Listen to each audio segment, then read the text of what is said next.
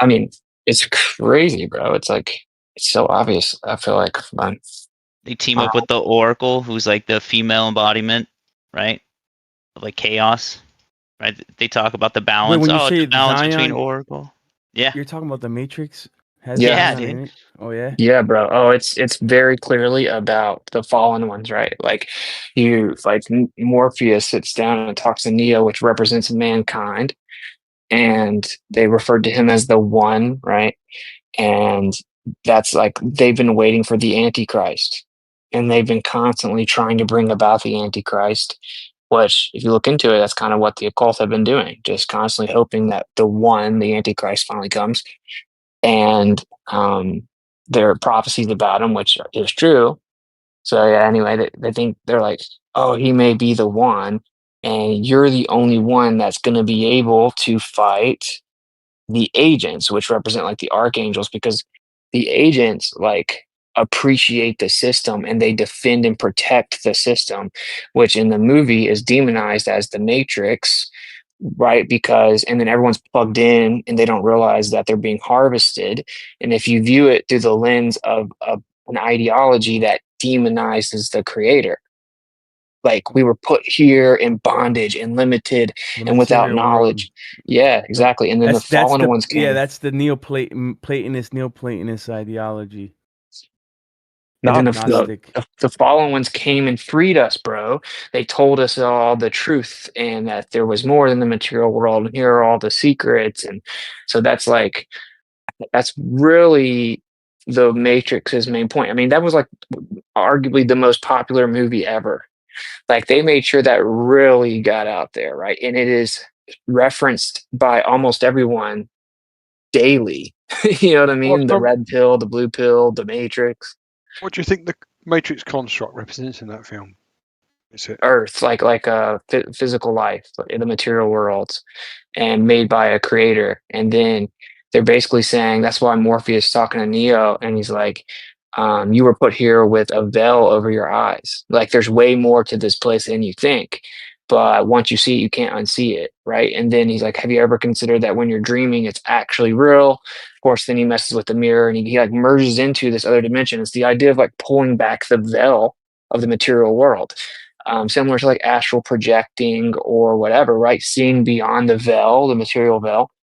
So yeah, and it's like he clearly denotes. He's like, do you believe in free will? He said, or do you believe in destiny? Is that what he asked him? And he says, no, because I don't like no. to. Do you believe in fate? Yeah, do you believe in fate? And he says, no, because I don't like feeling like I'm not in charge of my own life. And he said, I know exactly what you mean. Right. Well, yeah, because it would be like Satan, right? It would be the one that rebelled against God. He's like, he felt like he had fate. He wasn't in complete control of his own life. And so he rebelled. And that's always like cryptically saying to him, oh, I know exactly what you mean. Like, why is that in the movie, right? Like, it doesn't, like, it makes more sense in this idea, but in the movie, it's like, I don't know, just kind of makes sense, but it's like, what's the point of it? And it's like such an emphasized statement in the movie. So anyway, he sits down with what represents mankind and gives them the sales pitch that we got in the garden. You can be like God. You can see through the veil. You've been tricked. You've been put here with veil pulled over your eyes. And so yeah. Anyway, then he goes into the new realm, right? That's already there, but we just can't see, which is the way it is in real life, right? Like the metaphysical is here, right? Like it's all around us. So anyway, it's just very interesting. And then the part that's But super the interesting Oracle is is right. Oh, sorry. Go ahead. what's super interesting is they're trying to train what would be akin to the Antichrist, the one. They're trying to train him, right, so that he can fight off the agents or the archangels. And then if you zoom all the way into where Morpheus, the angels have captured him or the agents, and he rubs down his face where he's sweating and he smells it and he talks about the stench, and the angel would be like the stench of sin, basically, right? And then he goes on to describe how beautiful the Matrix is, the system. Like he's like, it's so beautiful, it's perfect, it was made just for you, and you just don't appreciate it and you destroy it. And it would be like, look at this beautiful creation that Yah made for you, but it's just not enough, and you rebel and you don't appreciate it. Um, so yeah, we're kind of, and of course they get the audience to hate the angels, right? And Yep. pull for the bad guys who are displayed as like the underdog victims that were just trying to help mankind and were unfairly punished for it. What about Neo? Neo being reversed, like the one reverse. That's also Antichrist, kind of. In the beginning of the movie, where he takes out literally in like the first lines of the movie, he wakes up, right? And it's like, you're in a dream, Neo. Wake up. There's a knock on his door. He's like, yeah, man, you got it? Yeah, I got it. He goes inside this book. It says like something like simulacrum or whatever, which means simulation. He takes that out. He gives it to him. He goes, wow, man, you're like my own personal Jesus Christ. First line of Yeah. the movie. Yeah, bro. And then he goes to the bar, and whenever he comes across Trinity, right? It says Jesus Christ, and then says, I thought you were a man. And he says, most men do. And her name is literally Trinity, right? Right. I mean, dude, it's just wild. It's wild. If you've never watched it thinking about it, it's actually worth like rewatching thinking about it, just viewing it through that lens, because you're going to catch so many things that you normally wouldn't. And then what ends up happening, Neo, with the Antichrist, I mean, seemingly the proper interpretation of the man of perdition, the son, or the man of lawlessness, the son of perdition, is the king that was and is to be again, that appeared to suffer a mortal head wound. And if you look at Nimrod, right, the story of Nimrod is he built the Tower of Babel, and like he was basically reigning over all the nations, the man of many names, Gilgamesh, Osiris, Nimrod, like half man, half God, or part man, part God. And then one of the texts removed from the scriptures says they decapitated, right? When he was taken out, they cut his head off. So he appeared to suffer a mortal head wound. The idea being he's done for good now because we took his head, right? And he comes back, which is why it was the king that was. The Antichrist is the king that was. And he comes back. He is again. He appeared to start from water heaven, but he didn't. And anyway, so then if you look at it, Nimrod and Osiris is the same person. So is Gilgamesh. It's like this mighty hunter that's part man, part God, that reigns over the nations and is worshipped as a god. That's the same story and archetype, but with all these different civilizations, mind you, that are hundreds and thousands of miles apart from each other. And with what they told us was going on in history, makes no sense whatsoever that they all wrote the same story. But anyway, so the story of Osiris, that's where you get the 13 colonies from. That's where you get DC with the Washington Monument being the phallic symbol. This like Osiris ideology is embedded into the foundation of the US. It's embedded into Freemasonry. If you've ever seen a Freemasonic Bible, it's just flooded with Egyptian mythos, quote unquote mythos. Anyway, what happens is he's dismembered, right? He's dismembered and they put him back together, and then they have to get the phallic so that she can be impregnated. And then what happens to Neo? Like he supposedly dies, but then once she kisses him, he comes back to life. And this was kind of the whole idea, keeping the lineage of Nimrod going, by bringing them back together, blah blah blah. And now, if you think about it, what's really kind of crazy is the WikiLeaks emails of Hillary seem to talk about a tomb of Gilgamesh found in 2003. We go That's why and we go to invade, Iraq. yeah, or in Afghanistan. Like we go there like 2 months after that, and then it's known that the museum that has all of these ancient relics is obviously abandoned in a time of war. It's then ransacked by special ops, and we take tons of the relics, and then we return most of them, but they keep all the ones that have to do with resurrection. And so it's very interesting. It seems like they're trying to resurrect Gilgamesh or Nimrod. So yeah, anyway, I mean that's a lot, obviously, but this is kind of seemingly, you could think this is all fake, think it's real, whatever. There seems to be a pretty crazy, really powerful group of people that have like this weird occultic religion or ideology where they believe, that like Nimrod's a real thing, and they're trying to bring him back, and that they're going to worship him, they're going to take over the world. And I think I'll stop rambling after this, but I think that's what the Georgia Guidestones were about, was rebuilding Babylon and, like the Tower of Babel. And if you read what the Guidestones say, and I've been there a few times, now obviously it's destroyed, but it's got all the different languages and in the top, I think it actually is written in Babylonian, but what it says, like on the headstone, but it says that they want to unify the world in a single living language.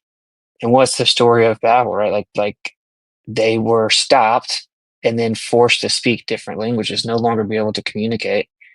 So I'm like, their goal is to get back to where Nimrod first took them or took us as people or whatever, like mankind.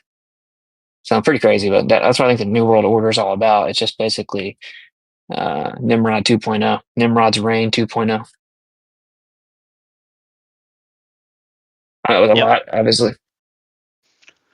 Christians believe in astral projection. I heard you say something about astral projection. I thought that was like against some Christians like belief or something, like along with like, you know, horoscopes or some shit. Oh yes, it's I mean, I against. They believe it's believe real. in it. I believe it's real. I just don't. I don't do it. You know, but I do Yeah, believe yeah, it's real for sure. yeah. Yeah, As DMT, ayahuasca, any psychedelic leaves you vulnerable, especially if you I don't think have you a can. foundation. I think you can do it without substances. You know, I think you can. yeah, You man. guys have the door open. As real Christians, the Bible tells us the dead knows nothing. You understand me? So the astral projection and all this nonsense is just nonsense. It's not. It is kind of pagan, right? So as Christians, we don't listen or follow that.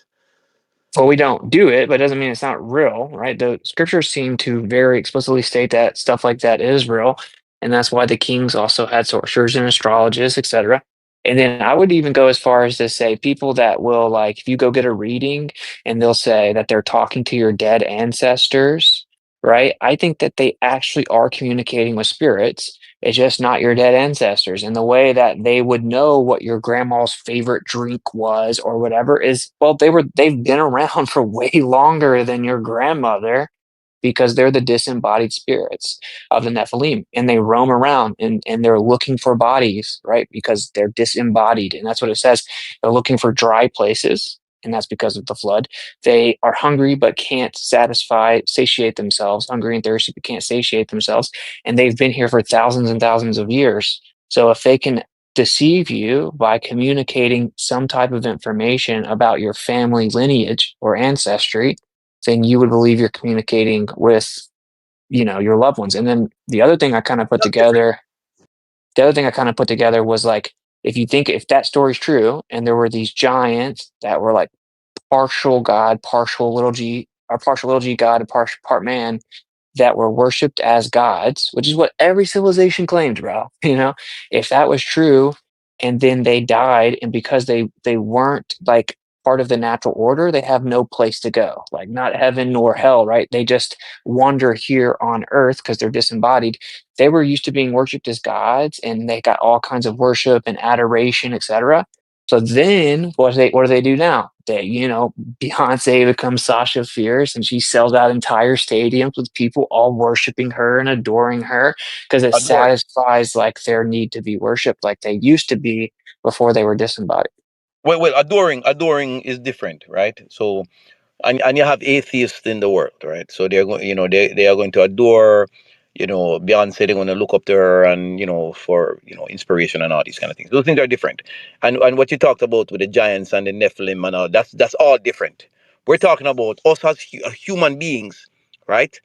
When we do not astral project, people like regular humans and so on and so forth. That is not in the Bible in any way, shape, or form. But those Prophets stuck on old that. those old things, yes, right, during creation. God walked with Abraham, right? He's not walking with people right now. He's definitely not doing that, right? All right, Robert. What about hold on, Robert? What about when the prophets had visionary experiences? Yeah, What about when Paul says what- when he ascended to the third heaven, whether in the body or in the spirit, he does not know? That's Mm. how rare it was. What do we call that? Or Isaiah or Ezekiel or any of these guys had visionary Yeah, experiences? Isaiah, all of those prophets, yes. Remember, God said He spoke to the prophets, right? So the prophets said, "You're not special, right?" Jesus was a prophet. Oh, so now it does Moses was a exist. prophet. So So now it does exist. that's what I said. Remember what I said. You said none of that nonsense exists. Those olden days. That's what I said. Nowadays, after Jesus Christ, after the new covenant was sealed up, right? With Jesus Christ. No. After that, because Jesus tells you the dead knows nothing. So this right now, we're on a march. Right now, before you die, you must confess. You must believe. Because when you die, Okay. there's no in between. There's no coming back. There's no hey. Okay, brother, that doesn't refute anything we're saying. Like that has nothing to do with what we're saying. And by the way, there's tons of evidence that first of all, how do you even conceptualize a spirit? Like it says our spirit goes back to Yah. Then we're given resurrected bodies. So there's obviously a difference in our spirit and our physical body. So to claim that one couldn't leave it, which there seems to be described like a silver cord, a cord that attaches it, and it could possibly be severed. But so there isn't like a material limit to our spirit. But even if you like like even like secularists kind of have to acknowledge some validity to this idea because of NDEs, like near death experiences, where people like are lost on the table during surgery, and then they come to, they are able to save them and bring them back, and they talk about things that they witnessed that they could not have seen if they were just in their body. Like some guy was just randomly citing off like a serial number, like random letters and numbers, and then they found out that the equipment that was all the way up at the ceiling that he could have never seen that had that exact serial number.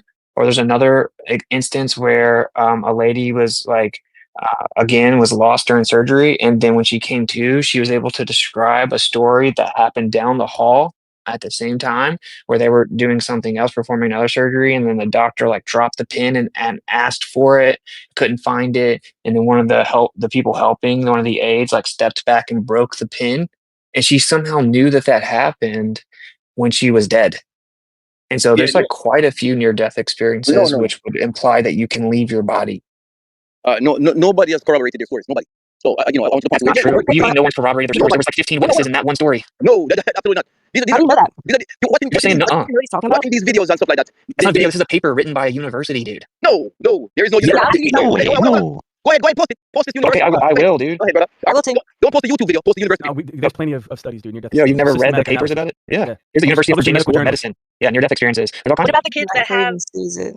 What about the kids that like know about their past lives and go back to where like some 80-year-old guy and talk about war times? Like you've heard those stories, right?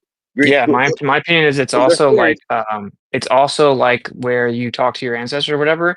Their disembodied spirits are actually telling about their past lives, like other bodies that they had inhabited, and then kind of portraying it through. Now I don't know, it's kind of intense. Spirits. Kind of That's what it intense to talks think about in about the that Bible. happening to And a then they'll kid. have like 5 people being like one person reincarnated. Like there's multiple people like, oh, I'm Princess Diana reincarnated. How does that work? Yeah, those people are off the rock. People are off the rock. Hey, what's I it? gotta say, don't you think it's super weird that you're just like pretending to know something you haven't researched, and you're just saying no, over and over, but you admittedly have never researched it, bro? Like, doesn't that seem a little disingenuous? How you know I haven't researched it? Because you just said there were no papers about it. There's no university sanctioned paper published about people doing this, brother. None. Yes, there is, dude. You're just lying. I have not seen any. Okay, I've I seen found YouTube videos. Okay, that's different. If you haven't seen them, that's fine, bro. But to claim you know there are no papers would be dishonest, bro. I'm about to post them for you, but just There's like, one- oh, okay, I've never researched it. There's one New York Academy of Sciences by Dr. Sam Pernia of NYU Grossman School of Medicine examined the cumulative evidence on NDEs. And then 2001 study by cardiologist Pim Van Lamel documented verified NDEs, including case where a patient accurately described details of his resuscitation that he could not have known through normal means. And then there's other studies on NDEs as well. And it kind of gives similarities between them, like between the different NDEs. And then let's see, Journal of Near-Death Studies examined impacts on NDEs. And then there's a Missouri School of Medicine NDE paper as well. So I'm going to be posting those links for you real quick. Yeah, man, go post it. Yeah, Post it. I'm posting them right now. I just posted the Missouri Medicine one, so there's 3 papers right there that you claim don't exist. Okay, I'll post them All frauds. in the live stream. Even the American Psychological Do you Association. think? Do you think that the kids are like possessed or something, and the spirits of the evil spirits are speaking through them, saying that they're like talking about their past lives? I'm confused about what you were Yeah, I saying don't know. about That's the what I past was trying to lives. say. That part's like intense to think. The implication being that I don't know if they somehow communicated in that realm. I don't really know because like I would like to believe that can't happen, but unfortunately, I think it can, right? Because like if you really look into say like what people call narcissism, there's a disassociative break from reality at a very, very young age, and they oftentimes report all kinds of super dark experiences, which is really sad. But like children reporting like beings telling them to like mess with sockets, or like talking to them in their room when it's dark, or like banging their head in the wall. And kids are like 5, and I know someone that had this situation, and like kids are like 5 drawing really crazy demonic pictures of people being stabbed and saying that beings told them to draw it. I don't know if that's real, I guess, but like unfortunately it's possible. And if the parents, like, I don't know, like say Aleister Crowley had like a house where he constantly did satanic rituals and then impregnated a woman that was born there. Like, would that child be susceptible to dark things? Maybe, right? But yeah, I don't know. That's just my take. I'm not even like.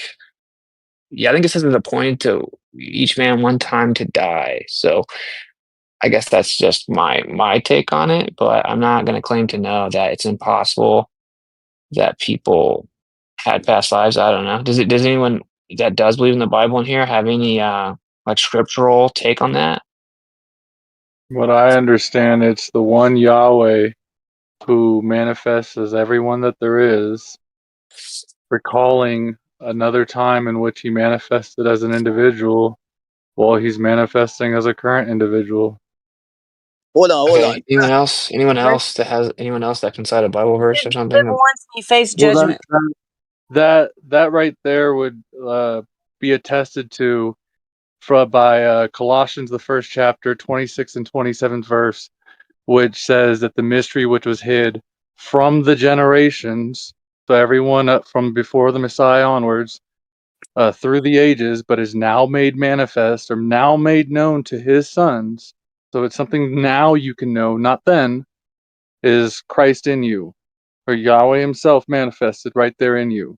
So if you have a unified spirit that's been within every man since the get-go, then you could see how a trail of memory could be tapped into. It's not so much as a person like new manifestation. It's just the one Yahweh. You're talking about That is not Akashic what you records. said it He's said, talking bro. about Akashic Yo, records, I think.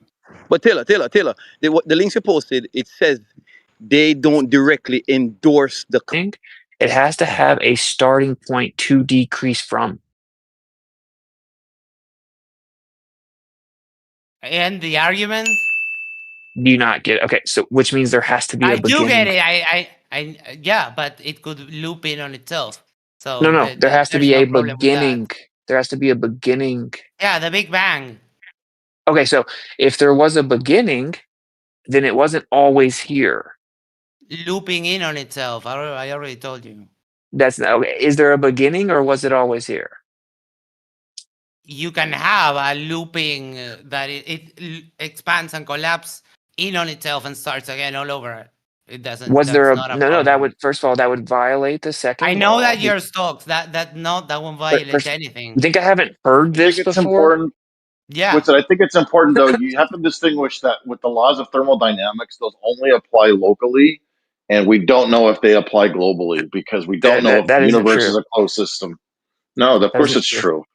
No, No, that isn't it's not true. known if the universe.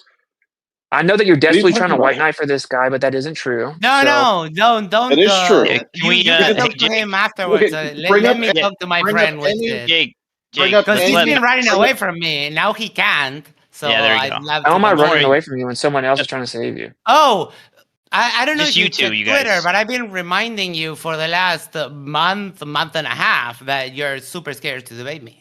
Yeah, but this is why I ignore people like you because I just debunked that I'm super scared to No, debate you you. didn't I've done debunk it. anything. This is the reason I don't debate people like you is you do stuff like that. You just like talk right through the middle of me. Yeah, but you Okay, said you debunked me. You didn't. okay, so is there a beginning or has it always been here? We've already covered that. I No, you're not explained it to answering you. it. Would you like Wait. me to explain it again? Can I No, ask you you one just keep thing really saying it quick? could loop With in it, on itself. What's Yeah. up? you just said that you kind of debunked yourself with the laws of No, I didn't. thermodynamics. No, not Yeah, No, that I was didn't. Yeah, because no, thank you. you Can I said that talk to nothing Witsit, can please? be created. I'm talking to Can I Witsit. talk to Witsit, Chill out. please? Matt, because No, I entropy know. stop can't running go in after me. reverse. Even if you had a Big Bang loop, you wouldn't have entropy go in reverse. Hold on, guys. Hold on. Yeah, Hold on. you.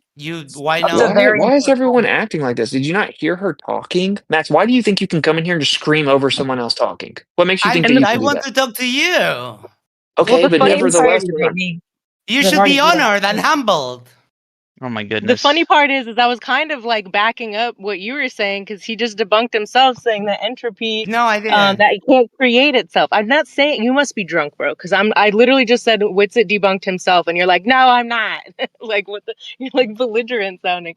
All I'm saying is that if nothing can be created according to the laws of entropy, then that debunks the creator. And with that, that's what it No, sounded like to okay, me. yeah. Well, you should listen to the argument, right? Because I'm actually critiquing naturalism, and it's not entropy that says that. That's the first law of thermodynamics, says matter and energy can't be created nor Oh, yeah, destroyed. sorry, you said Entropy is the second law. thermodynamics. You're right. My bad. But it's all My bad. those are both laws of thermodynamics, and you're right. If the first law is correct, then there could be And- no creator. That's Yeah, what but it says. But this, the second law is talking about the transference. And how is the only way that you can make an Dude, argument dude, because of dude. that, because of the logical entailment of that position? How is it that you can only make an argument for God? Is it that you have to commit a special Holy being shit. fallacy? I think it's that you have to commit a special being fallacy. Right. No, actually, not. Oh yeah, someone else. Make sure that he gets to make a point to me, and then make sure that you jump in right when he finishes and claim that it was no way it could be rebutted, so you can make another point, and then someone else can make another point. That way, I have Witsit no never idea gets to what you're respond, and then we can pretend that we beat him in the debate. I'm trying to It's talk so to you. Can you annoying. answer the question? Does the logical entailment of what we just gone through is that the only way that you can make a case for a God would be a special pleading fallacy? Go. No, I'm going to go back to making. dude. Go This is ahead. I'm sorry. I'm Please, correct. Can we let promise Witsit answer, I'm please? not going to be patient and let the other person talk, and then never. That's be why I able want to respond. debate you 1v1 so we don't get people interrupting us. Go ahead, Witsit. Okay, we're going to I'll go debate him. back to the point that you keep claiming you answered, but you didn't. Oh. So So I'll give you the same answer. was there a beginning, or was it always here? It's That a is a looping true presentation, so there's So- you could say there's a beginning for this local presentation, but it just loops in on itself and goes again. Is a loop too hard of a concept for you? It doesn't even matter if you say that. You're still invoking in the beginning. But the problem with that is that if it loops in, you're acting like I don't understand the concept. But the truth is, it's like a third grade concept, and you don't But understand the you're physical running implications. away. Answer You the know, question. I'm not running away. You don't understand the physical implications of it, which would be that it violates entropy. It would require you to reverse the process Says of who? decreasing usable energy. Says the laws of physics. And but why is it that the universe shrinking is an impossibility according to It would Witsit require physics? reversing entropy. I'm gonna post a paper right now for you. Okay, it's gonna explain it perfectly. It's on So this. can you website. can I you love that substantiate Taylor the posts claim? papers that she doesn't understand. I always love that. Yeah, It's good one, super man. funny. Good one. Can you Yeah. you're making claims you don't understand? Can you substantiate the possibility of reversing entropy? Yeah, gravity Go ahead. continues to work and Gravity stuff is- starts gravity? attracting. Yeah, What does that have to do with reversing entropy? well, because the universe is expanding and then it starts contracting. How can you It's not reverse that entropy? it's not complicated. No one's talking about reversing entropy. This is just dogmatism. You just keep baselessly reasserting the conclusion. Explain how you can reverse the entropy. fallacy machine gun is not going to serve you here. Okay, the necessary implication is that you can reverse entropy. So substantiate that claim. I never said that. It's the You don't need to. necessary You not no. Why? implication. Because you say so. No, because the laws of physics say so. Do you understand the second law?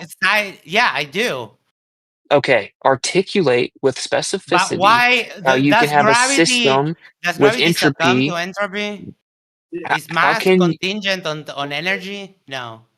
yeah, all mass and energy adheres to the second law of thermodynamics. Duh. And right, but Right. does gravity expend energy? Does gravity expand energy? Yeah. Are you No, thinking what? that, No. that you need what? like to put gas for gravity to go?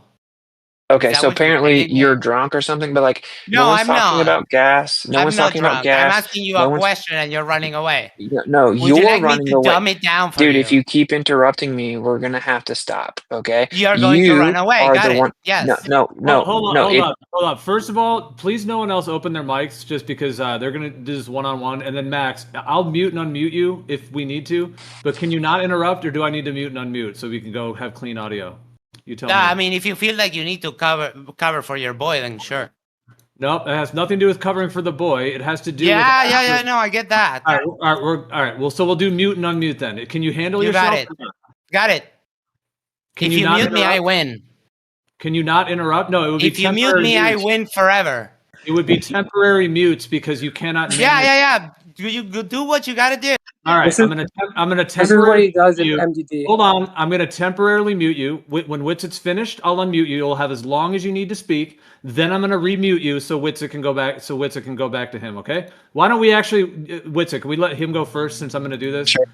All right, go ahead, Max. You have the mic, and then I'm gonna mute you so he can speak uninterrupted because you cannot manage yourself. So go ahead. Oh, I can manage myself. It's just everything is too fun. So I already gave my position and I already explained it, and which is going for a loop. But I don't care Okay. about the laws of physics. The core of the argument is that you cannot demonstrate God. So why should I believe it? Okay, Okay. just going to temporarily mute you just so he can speak. You'll have your full time right after. Go ahead, Witsit. All right, so you can't say I don't care about the laws of physics, right? You invoke the philosophy of naturalism, even though that's a oxymoron and paradoxical. So we are using natural law, right? And the second law of thermodynamics says that entropy increases and the amount of usable energy decreases. So in order for the amount of usable energy to decrease, it has to decrease from a starting point, right? And to use Stephen Hawking's quote to explain it, right? It's like your theory may not match observation, but sometimes observations change, and then we find out the theory was actually right, so that's no big deal. But if your theory goes against the second law, you're in big trouble. While he was quoting Arthur Eddington, and then he explains there was this huge debate forever about whether or not the universe could be eternal. We now know definitively there had to be a beginning because the second law dictates that, because the amount of usable energy decreasing requires a beginning point, similar to human progression requiring a starting point for humans to progress forward from. So if usable energy is decreasing, it requires a beginning point for it to decrease from, or it would be an infinite regression. So you have to have a beginning. There is nothing in physics that prevents an infinite regression. That is just you dogmatism coming right up through. But why should I trust your interpretation of the laws of physics when I know that you don't know physics? Okay, so obviously And you didn't answer my question, just the FYI. Okay, so you're not addressing the point, right? Which is that, and it isn't my interpretation of the laws of physics. This isn't even like a scientific. This isn't like a scientific law, right? You understand the difference between scientific law and natural law? Yeah. What's the difference? Natural laws are something we accept as brute facts of the universe. And what? What's the difference between that and a scientific law? Yeah, scientific law is what you get when you explore a theory to kind of a conclusion or sort of a rule. Okay, so scientific laws are proposing or putting forward causes, right, of the effect. But natural law is just describing the effect. It's just acknowledging the effect. Like for the second law of thermodynamics, of natural law, like what's the cause of entropy? No one knows. Doesn't matter. That's not what the second law is about. It's just saying this is what always happens every single time, no exceptions. So we need a beginning. So now when we go back to the first question we had, which was how did all the matter and energy get here? If the first law says that matter and energy cannot be created nor destroyed, you said it was always here. But now when we look at the second law, we know that can't be true, right? Because there had to be a beginning in order to decrease from. So now we cannot say that it's just always been here. So we're going to have to answer the question a different way. So how did all the matter and energy get here? Answer the question. Yeah, do you have an answer? Do you concede? No, that's what I asked you. No, you're not going to turn my question back around me. Okay, I got you. I can answer since you can't. So since we now know that, and so the matter and energy had to be put here or created. So now we've violated the first law of thermodynamics, which says it can't be created. So the only way that we can violate the first law, which is a natural law, is to invoke something attributed to a force beyond the laws of nature. So a special pleading fallacy, got it. No, it isn't special pleading. Yeah, that's exactly what it is. No, it's a logical necessity based on it's the not a logical proper necessity. It's a fallacy, buddy. Would you like me to explain why? No, I know what the fallacy is, but that's not what I'm doing. I'm not saying I didn't ask you that. I asked you if you wanted to explain why. I'm not just baselessly pleading to something that's an exception to a universal principle. You are. No, I'm not. The possibility is also that cause is actually 100% natural, and then you're screwed.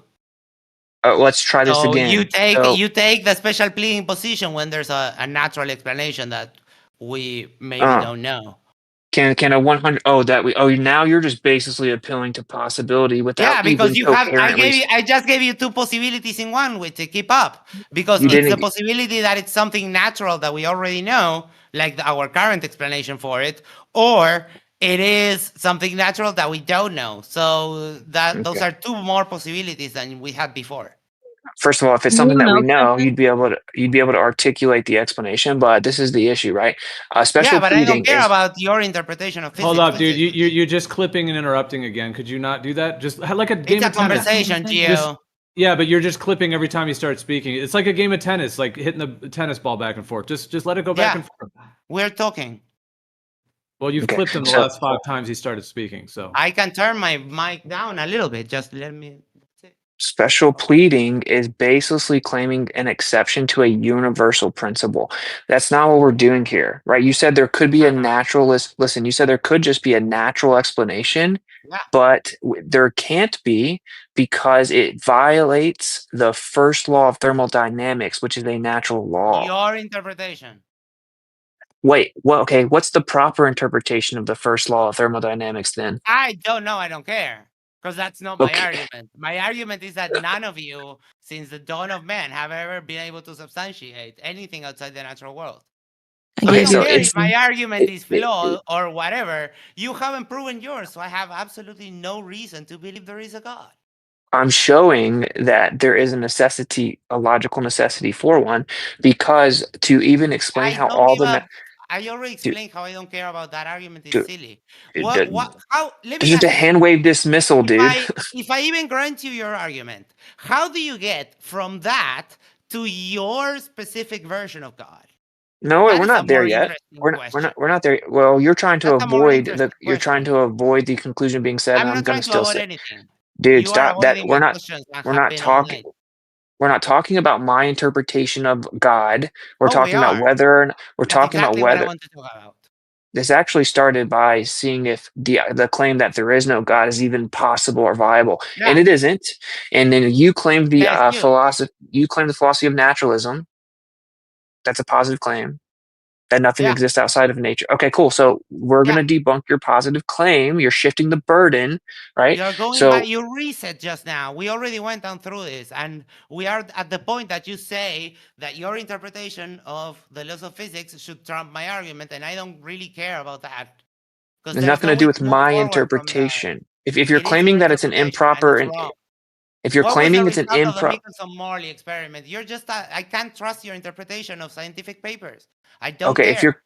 if you're claiming it's an improper interpretation, Yes. then you need to articulate what the proper one is and correct it. I don't care enough about quantum mechanics or that part of physics to make an argument for God. That is not the basis for my argument, dude. Okay, nothing to do with quantum mechanics, but just so you know, Yeah. dude, please explain to me how I'm misunderstanding the law that says matter and energy cannot be created nor destroyed, because that seems pretty straightforward to me. When you say there was a beginning, therefore it was created, that is not the only possibility.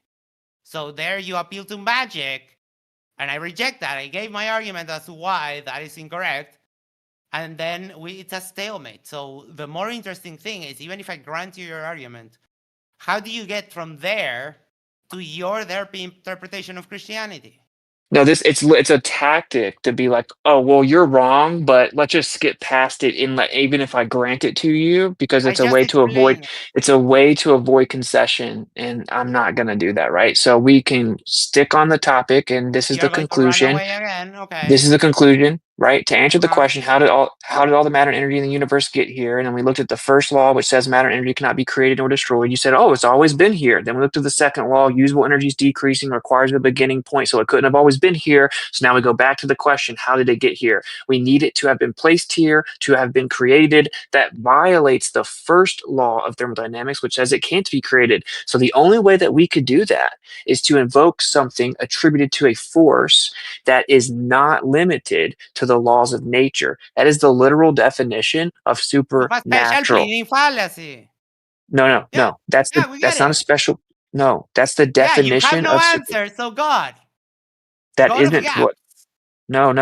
I'm not Yeah. even. I haven't even claimed God. You have. No, I haven't. You said something supernatural. That's magic.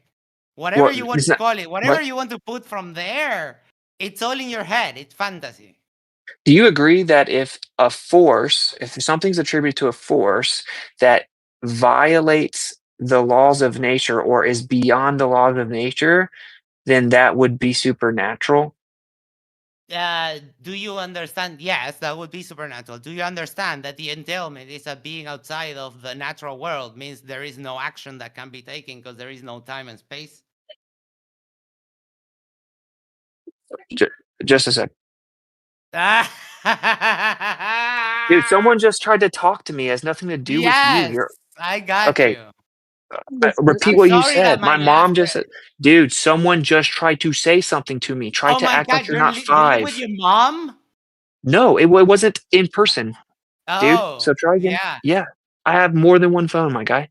Can you repeat what you said? Oh, love Repeat that. what you said. Why? Do you have more than one phone? You're not Dude, just FTSE, bro. repeat what you said. Oh, You could be yourself. yeah, sure, you haven't got to God, but you are claiming something outside of the natural world.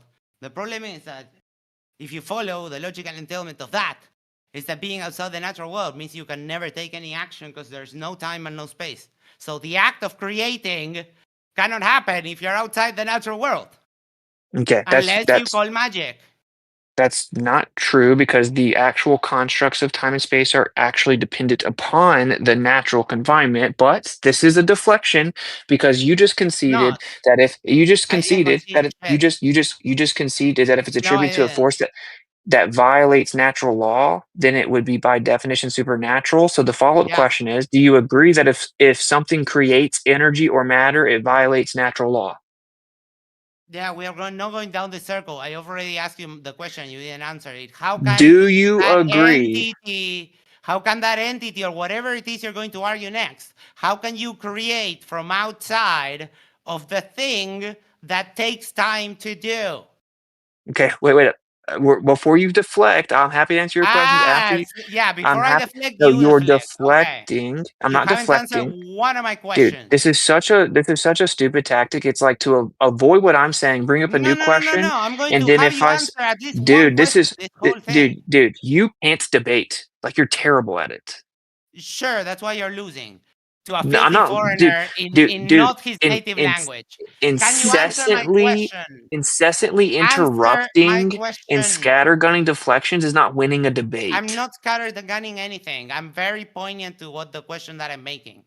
Max, can you wait until the person you're speaking to is done speaking before you open your microphone? Could you do that? Just mind your own business.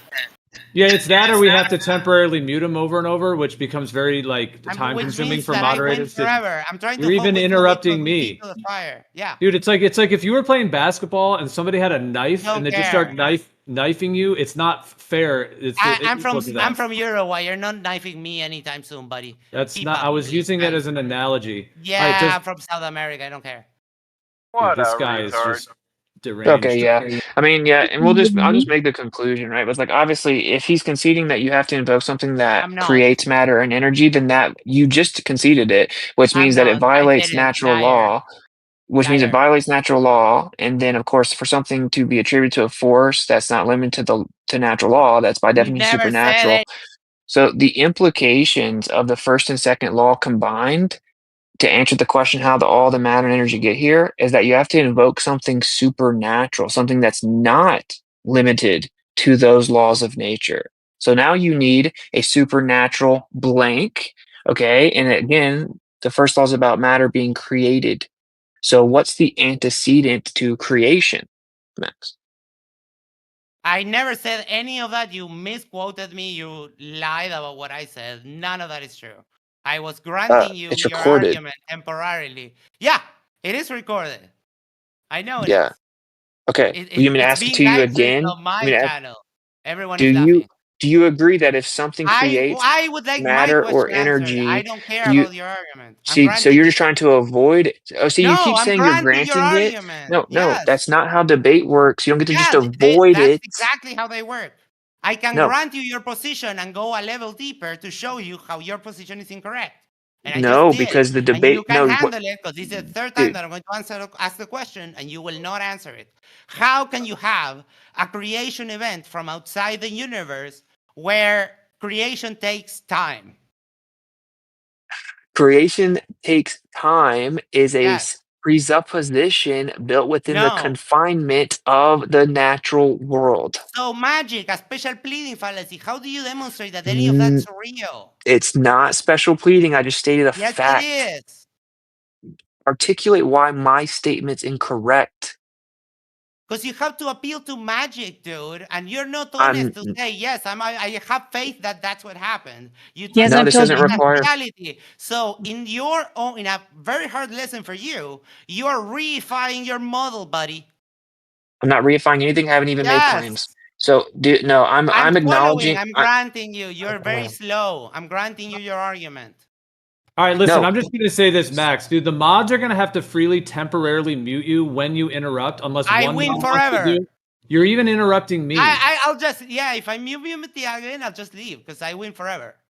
You're But that was using a fun. but you're doing a tactic that's unfair to the actual discussion by interrupting Sure. and using a domination tactic. So it's not fair. Mhm. The reason I Yeah. made that, I said the analogy, if you're playing basketball with someone and one guy just has a knife and starts knifing you, it was an analogy. That's equivalent in a way to what you're doing. You're just clipping, interrupting, and jumping over. So it makes it Yeah. unfair. So if you're going to get muted, it's going to be temporarily so the other You got party it. can speak. It's I not to win shut you forever. down. It's Yeah. just to be fair. Got it. Yeah. You need cover for Witsit. It's okay. That's a deception that you're running. That's not the case. Yeah. I'm asking for it to be fair. You'll have your full time to speak. We So were we're not both doing any of that. interacting. You're just not playing by any fair balance of engagement. Oh, I set the rules. It doesn't matter if it's fair. So what Okay, he's then doing is why he's don't streaming people and he's just just trying to mute troll you? for he's just trying to troll for views, right? Like he just has a stream and he's like catering Yeah, to and kind of I like a get more bad views faith than you. audience. No, you don't. No, you Yes, I don't. Oh my do. god. You can't doesn't reason even with a little have boo boo. Even if you You can't did, reason what's the with a little matter? boo boo, okay? You just can't. It's all good, right? Like anyway, the conclusion is, and he can't even let his audience hear the conclusion, right? Which is that if you have to invoke something that creates matter or energy that violates the first law, which means it's supernatural, and then I asked him what the antecedent to creation is, and he claims I'm running away, but he can't answer any of the questions. Max, what's the antecedent to creation? To creation, a creator, but the There universe you is go. not created, so who cares? Well, we just determined that it was by No. properly. We didn't determine jack shit. You said you spurred out, but I don't buy your script. I explain why I don't buy your script, and you're spiraling. You won't even answer a question of mine. How can you have a creation event without invoking magic, which is a special pleading fallacy from outside the universe when creation takes time? And you cannot answer that question. I Yes, literally did answer it, and it's just built upon the presupposition of natural confinement, right? Though we just use natural law to show that we cannot even have a viable explanation for the existence of the matter and energy in the universe if No we use the magic. first and second law. It has nothing to do with magic. It's just a fact of That's what you're appealing to. Are you claiming the first and second law of thermodynamics is wrong? No, I'm claiming number one, that your interpretation of the laws is incorrect. And number two is that even if I grant you that your derp interpretation is correct, it doesn't lead you where you say it does. Which part of my there's a interpretation is paper I incorrect? gave you on it. It's on how entropy, this same Big Bang infinite loop, is literally violating the laws of the second law of Said you. thermodynamics and I entropy. don't And this is not care. his interpretation. It These are is. scientists and physicists who actually study it, and I linked you in it, so you can go read it yourself. It's not just his interpretation. It is. No, it's not. I just linked you in it. You link papers that you haven't read and don't understand, Taylor. I don't care. I literally just told you what it said in the paper that disagrees with you. Uh-huh. Yeah. If the universe increases in entropy and disorder with each bounce, the amount of usable energy available decreases each time. Yep. Right. But why would that apply to like a cosmic scale, for example? That's what they're referencing. It's like a cyclical universe that's infinite. And why wouldn't it? Right. You tell me. I asked the question first. You're the one that claimed it. You're always. Why are you doing It's a reversal directly every addressing time? that. Oh, you're asking me why would it apply to the Yes. because okay, very simple. Because the cosmic scale is comprised of all of the smaller components, which are all comprised of matter and energy. So the entire cosmos, on the cosmic scale is comprised of matter and energy. So it would still Why? apply. So the laws that govern matter and energy would still apply to the matter and energy. Why would It's so you funny how you invoke require? naturalism, but so many things in your worldview go against naturalism and materialism and what we can see, kind of like the start of life as well, with Yeah. the start of the Why don't universe. you But cheerleader in you have to silence, please? to make it work. With it. Saying this one magical time, life can just create itself, but With never it. again. Sixth So time funny. that I'm going to ask you the same question. Without appealing to magic, can you explain a mechanism that God could use to create the universe from the outside?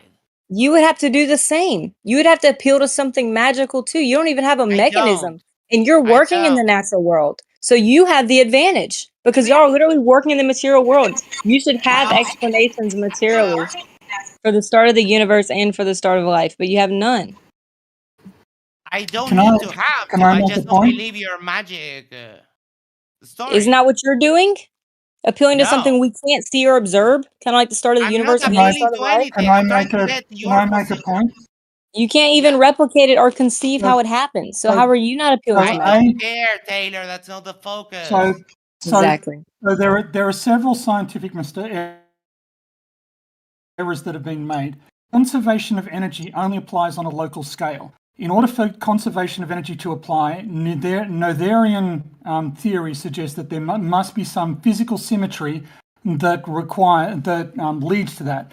The physical symmetry that is required for conservation of energy is conservation under time translation, which is to say at all points the laws of physics have to be the same. This isn't true of the cosmos. This isn't true of the universe. So the idea of applying a conservation of energy argument to the creation of the universe is in fact scientifically illiterate. And this Let me is read why what it says in the paper about it. I'm still in the middle of speaking, Taylor. I thought you were And this is why you will find that cosmologists do not find what you guys are saying persuasive, because it's a simple fact that conservation of energy is something that applies locally. It applies on small scales, but Witsit is absolutely incorrect that it applies on a cosmic scale. And I invite him to Google it and get scientific validation for his position.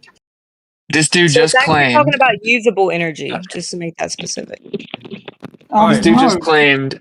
Let Witsit respond, please. Nobody interrupt. No one interrupted your hot miking. Please, everybody, let everyone finish their full statements. We'd like to leave this open and not have to micromanage muting people. So please just let everyone go one at a time and say their statements. Go ahead, Witsit, to respond to that. This guy just claimed that my position is scientifically illiterate to say that natural law applies to the entire natural world, including the entire universe, and then proceeds to claim that the universe doesn't adhere to the same laws of physics. But this is what I was trying to tell you, Witsit. This is what I was trying to tell you. You can type it into any engine that you like, Grok, ChatGPT, whatever. It will tell you the same thing.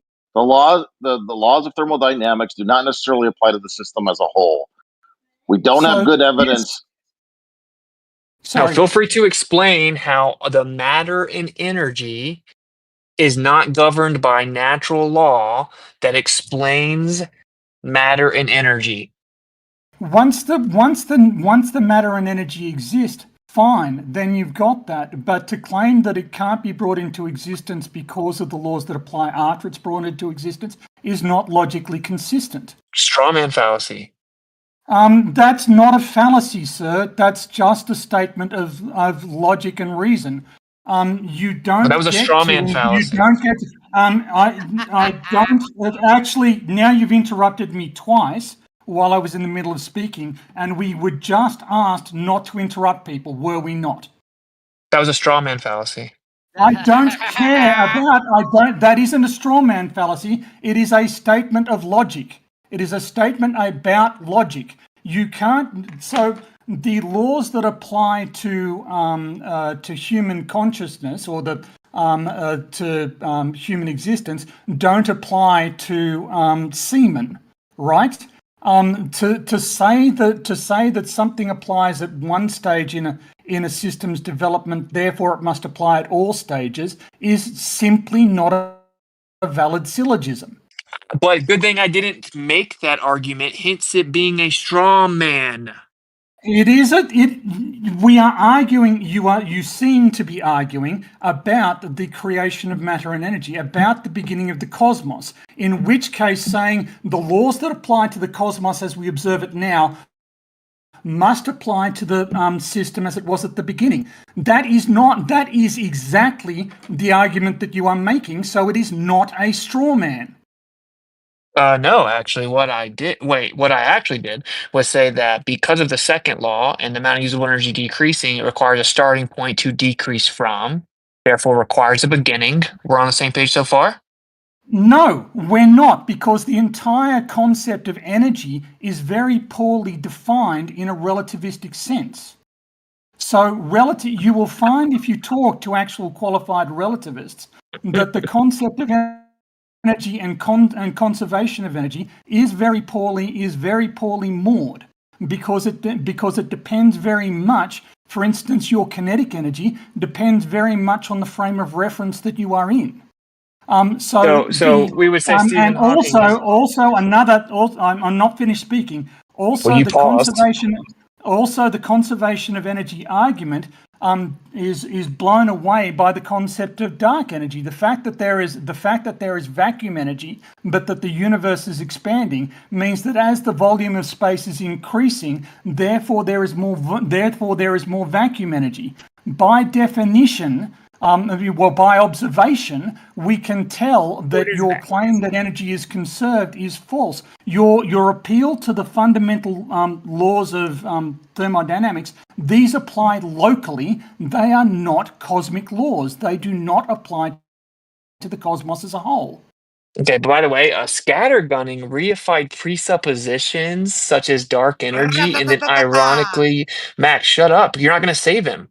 And then ironically invoking dark energy and claiming you observed it when it's literally called dark because you can't is pretty funny, but also non sequitur and irrelevant and a red herring fallacy. Then vaguely appealing to the authority of quote unquote relativistic experts is hilarious. That doesn't make your argument true. And I guess you would say Stephen Hawking isn't an expert in relativity and didn't understand the basics of the cosmos, seeing as how he made this very same point. Okay, but it doesn't matter what you claim authorities actually claim. It's about addressing the point, which is that matter and energy adhere to the first and second law. Your argument can be summarized No, they don't. no, your energy. Yeah, exactly. Your argument can be summarized as no. The second law of thermodynamics is wrong. The second law of thermodynamics, the laws of thermodynamics only apply to systems in which there is matter. They don't apply on a cosmic scale.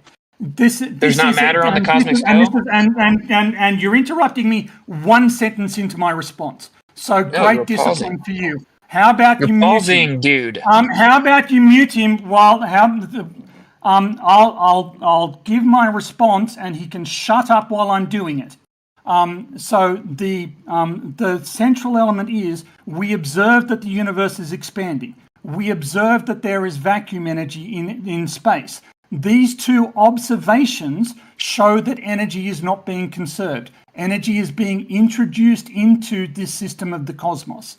Now, this is he has also conflated his understanding of the arguments that Hawking made with what Hawking said. These are two distinct things. He claims authority because he has some quote he thinks he understands from Hawking, except that objectively he has no evidence supporting the fact that he can correctly interpret any scientific literature at all, let alone stuff that Hawking wrote. Yeah, so can I jump in, please?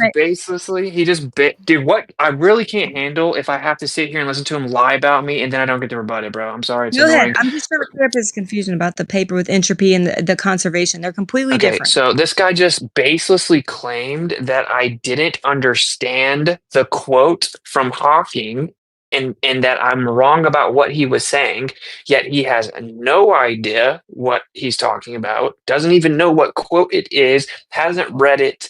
So I could simply just say back, oh, okay, feel free to correct my misunderstanding about the quote that you don't know with specificity. You, of course, couldn't do that. And then to just baselessly assert that there's energy being introduced from outside the system doesn't become true just because you say it, nor does your interpretation of dark energy become true just because you say it. So let's start with the first one. You just claimed that I misunderstood what Stephen Hawking was actually saying, and he didn't say what I said. So feel free to enlighten the room. What was he really saying then? No, that's not what I said. What I said was, you are claiming to have correctly understood Stephen Hawking. Please provide evidence for your claim.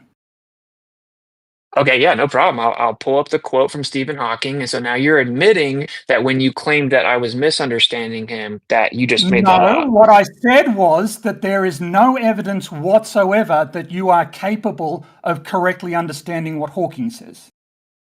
No, that's not all you said. Has your interpretation of what Hawking said been supported by subject matter experts? Yeah, of course. And he is a subject matter expert. And, I don't appeal to Yes. authority of So people, you but you spoke do. to him So and he now, validated your but you can interpretation. interrupt me, right? So now we're going to read his quote, and it's going to be kind of embarrassing for you, but you'll be okay. Here's the quote that you claim that I misunderstood, and that he doesn't say there was a beginning of the universe, and that he doesn't say that's because of the second law of thermodynamics. Well, we'll see. Okay. It says, quote, this argument about whether or not the universe had a beginning persisted into the 19th and 20th centuries. It was conducted mainly on the basis of theology and philosophy with little consideration of observational evidence. This may have been reasonable given the notoriously unreliable character of cosmological observations until fairly recently. The cosmologist Sir Arthur Eddington once said, quote, don't worry if your theory doesn't agree with the observations, because they're probably wrong. But if your theory disagrees with the second law of thermodynamics, it is in bad trouble. In fact, the theory that the universe has existed forever is in serious difficulty with the second law of thermodynamics. The second law states that disorder always increases with time. Like the argument about human progress, it indicates that there must have been a beginning, and that is Stephen Hawking in The Beginning of Time. That's that, and as I expected, that is a complete misinterpretation of what he was saying. So, so clearly, Hawking is describing his boundaryless cosmos theory in the universe of time, which is a theory about how the universe doesn't need to have a beginning, right? That there is no boundary point between when the universe, this is what boundaryless means in a mathematical sense. The boundary of a space is a point that is arbitrarily close to points inside the set and arbitrarily close to points outside the set. If a space includes its boundary, it is said to be closed. If it doesn't include its boundary, it is said to be open. When Hawking describes the boundaryless universe, what he is saying is that there is no initial point in time. There is no beginning point. And he is clearly saying that his hypothesis, the boundaryless universe hypothesis, does not run into problems with the second law of thermodynamics. And also, I've had a request just as a point. Can somebody please unmute Brenda? If Max has been unmuted, can we unmute Brenda, please? But getting back to my point, the entropy. Shut up! You don't know what you're talking about. Entropy only applies to a system in which matter is already present. It cannot be used as an argument about how that matter or that system came into existence. So this is why it's a problem. This is, again, shut up while I'm talking and stop trying to preempt. You're just wrong in your interpretation. I've read A Brief History of Time. I've also read That's not even the name of the book. Shut up! I'm still talking. I've also read the follow-up, and I've read up on Hawking's boundaryless universe hypothesis. So, as I said at the beginning, you have failed to correctly interpret what Hawking was saying, and there is not a subject matter expert on the planet who will agree with your interpretation. I posted a paper in a link. That's a lie, and what you just attempted to do was just use sophistry to sway the audience by just filling in a bunch of nonsense irrelevant to the point I made, and then baselessly claiming I was wrong with a hand wave dismissal, but we can just repeat it. You're claiming I'm wrong when I said that he says the second law requires a beginning to the universe, and he literally No. says it in those exact words. So we'll read it again. We'll read the No, end of it sir, where it he says, didn't say in that in those fact, exact words. That's a lie. You are just lying. in You can cut fact, him the off. theory that the universe, yeah, I only interject. He tries to actually talk all the way over me. In fact, the theory Well, that the you universe understand has it, sir. If existed. it's okay to interject, I'll do it as well. Oh, yeah. If I say one word during your pauses, it's the same as you Well, if screaming you over say the top of me. one word every second sentence, it doesn't really qualify. And also, you didn't Oh, just now say why one are you word. talking right You had now? multiple statements. So now we're getting into the meta Why are you argument. talking If right you're going now? to Why are you whine about talking it, right now? we can have this out. But Why are you talking right now? bad Why are you manners trying to take the mic don't from me right allow now? Why are you trying to take the mic? you to just steamroll and spew lies. You're the one steamrolling. So actually, I said one word 3 times, which I said projection, I said straw man, and they were just brief interjection. You're the one steamrolling. So we'll go back to the point you're desperately trying to keep the audience from hearing, because all you did was just use a bunch of fluff to try to pretend you were rebutting me, hoping that the audience wouldn't see through it. And you claimed I was misinterpreting Stephen Hawking and that he didn't say that the second law says that the universe requires a beginning when he literally does. So we'll just read it again. In fact, the theory that the universe has existed forever is Skip in to the last serious. line. Skip to the last line. It's the. So you can interrupt him.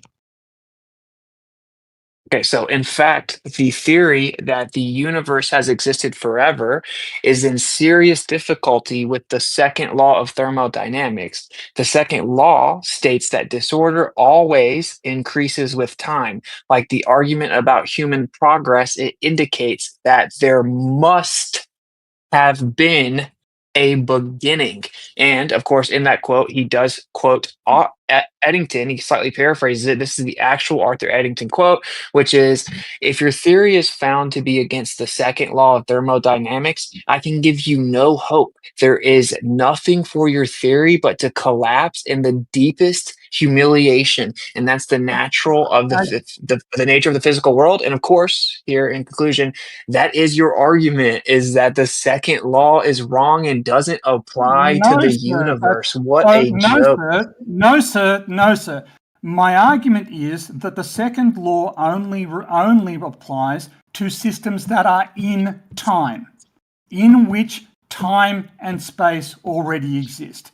So you can't apply the second law to a system in which time and space have not yet come to exist. In fact, That's my point. The very concept is incoherent. That isn't your point. That's a point that you've failed to understand. And Hawking's argument, Hawking's entire theory about boundaryless universes, is that there is no starting point. There is no initial point. There is no boundary point inside the universe. That's the entire boundaryless universe hypothesis. That's why it's called boundaryless universe. Literally, that is my point, is that you can't, that in order to explain how this universe with matter and energy is here, you're gonna have to step outside of it and the confinement of the first and second law of thermodynamics, right? So that's the point. And what you're literally doing is invoking a beginning. You're saying it No, I'm doesn't not, apply, sir. it doesn't imply to somewhere that it doesn't have matter, energy, space, or time. So now you're invoking that a universe that's eternal, but doesn't have matter, energy, space, or time. Stephen No, Hawking's sir. final and most developed theory suggests the universe is finite, by the way, not infinite. Go ahead. Yes, that's finite in spatial extent. Thanks, Taylor. But the entire point, and also he argued that the universe could be finite in temporal extent. Actually, the time could have no beginning and no end. Instead of taking her bait, can you point? Can you address my point? Okay, you'll whine about being so. The time may.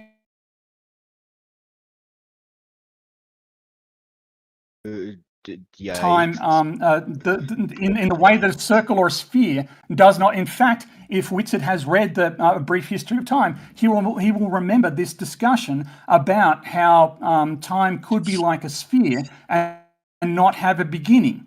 Is that not a section inside a Brief History of Time? Why are you avoiding what I said? So I will Why are you repeat it. avoiding asking the question, answering the question? I just explained that Hawking's central premise, the entire point of A Brief History of Time, was that time may not have a beginning or an end. That it is perfectly possible in the law, perfectly consistent with the laws of physics as we understand them, that time could be a curved surface that is finite in extent. This blows your claim that there is an initial point clean out of the water. Bro, No, you it just said doesn't. time is a curved surface. Hold on, Rob. Let Witsit respond, dude. Okay. Go ahead, Witsit. I'm sorry. Yeah, they're kind of doing a one-on-one right now. All right. Notice what you I'm did sorry. was avoided the point I made, and because Taylor said something, you went on a big rant about that because you can't actually address my point. No, You then sir, tried to I'm deflect addressing your point. Now you're trying to censor me again because you can't address my point, which is the implications of your critique, which is you're invoking a universe that doesn't adhere to the second law of thermodynamics, is eternal, and doesn't have matter, energy, space, or time. Correct? Yes. Okay, so that's nothingness, bro. You're saying that you're No, it invoking a isn't, sir. universe. Okay, what's there if it doesn't have those things? I don't know. So nothing. No. Can you articulate something that can exist outside of those things? Yeah, that's an idiot. Let's just dwell for a moment on how idiotic that is. So 300 years ago, Witsit comes up and goes, "What causes lightning?" I say, "I don't know." Witsit responds, "Nothing." That's an incoherent argument. It is such an infantile attempt at a syllogism that we don't know yet and may never know the nature of the pre-inflation universe or the pre-Planck time universe. Does not invoke magic at any point. The Big Bang is as far as we can extrapolate backwards under the laws of physics as we currently understand it. This is the point. The laws of physics must have been very different, and the nature of reality must have been very different before the Planck time. And we don't yet have any good understanding of what that was. That does not justify filling the gap with God. First of all, I didn't say I haven't claimed God. Good try. So try and keep up here. Can you articulate something that would exist outside of matter, energy, space, and time? Because you're invoking a universe that exists, that is eternal, and doesn't have any matter, energy, space, or time. Well, in order for something to be eternal, it only has to exist at all points in time, correct? There is no time, though. Yes, so using the word eternal, using time-related terms in relation to a pre-Planck time universe is in itself a poorly formulated question, isn't it? No, because logic dictates that everything progresses. Your understanding of logic requires accurate axioms. and your axioms have demonstrably been illogical. For instance, there is good evidence to suggest that time is complex, that it has an imaginary axis that we are unaware of. But when you do the mathematical formulations, assuming that time has a complex dimension, you get correct answers. You get demonstrably, provably correct answers. My argument would be that it is perfectly possible for complex time to exist without our being able to perceive it. And if we accept that, then there could be quaternion time or octonian time. So the fact that I can't conceive and articulate what these things does not suggest that they can't exist, and does not suggest that we must conclude, therefore, that there is some creator or creation event. You keep deflecting to that. Even if you don't mention it here, it is very clear that you and Taylor are arguing that there must be an initial point in time, that the universe must contain its own boundary, which Hawking violently disagreed with, and that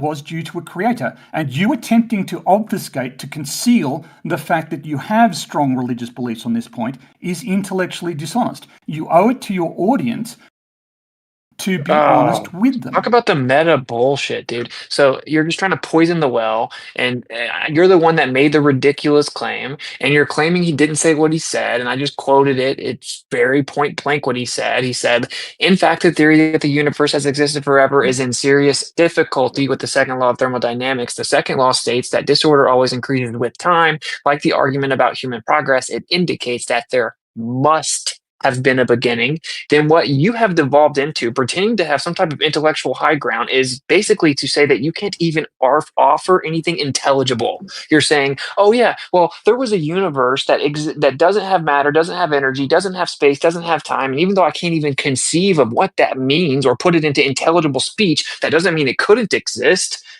That's just stupid. So yeah, I'm saying and even more so, what you're actually invoking to explain this natural universe is something that violates natural law. So you can't even claim to be a naturalist. You're saying that the second law is wrong, doesn't actually always apply. The first and second law aren't reliable, right? And that we can't even confidently adhere to natural law. And then you try to claim a point, right, that had nothing in it. So the second law of thermodynamics and the law of conservation of energy, they only apply locally. This is like the law of Newton's law of gravitation. The fact that relativity exists and refines on it doesn't change the law of gravitation, right? The law of gravitation is largely accurate. We still use it, but that does not mean it is universally accurate. Hence the need for refinement in the terms of relativity. Similarly, the natural laws of conservation of energy and the second law of thermodynamics, those apply locally, and they're very strong locally. Nobody is suggesting that we need to abandon these laws, but the simple fact is that the laws of physics as we understand them do not apply pre-Planck time. That's the definition of pre-Planck of the Planck time. The Planck time is the point at which our our understanding of physics starts to give us some grasp of what's going on. But before that, we don't know what the laws of physics were. So the claim that the laws of physics as they are now must have applied before the Planck time is simply a fallacious argument. First of all, you keep saying for pre-Planck time, which pre denotes progression. You just said before Planck time, which also denotes progression.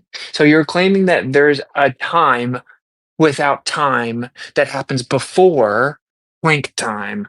but there is No, no sir, that's time. not what I'm It's saying. intelligible, incoherent, paradoxical nonsense. And what you're not addressing is that your whole argument is that you have no evidence. And when you say that it just applies to the local scale, that's a positive claim. You actually need to provide substantive, observable evidence that there is a non-local instance that the laws of thermodynamics do not apply. Because what we do know is that the big scale is comprised of the small scale, that the universe is comprised of matter and energy, and that all observable evidence in the history of mankind, with no exception whatsoever, adhere to the first and second law of thermodynamics.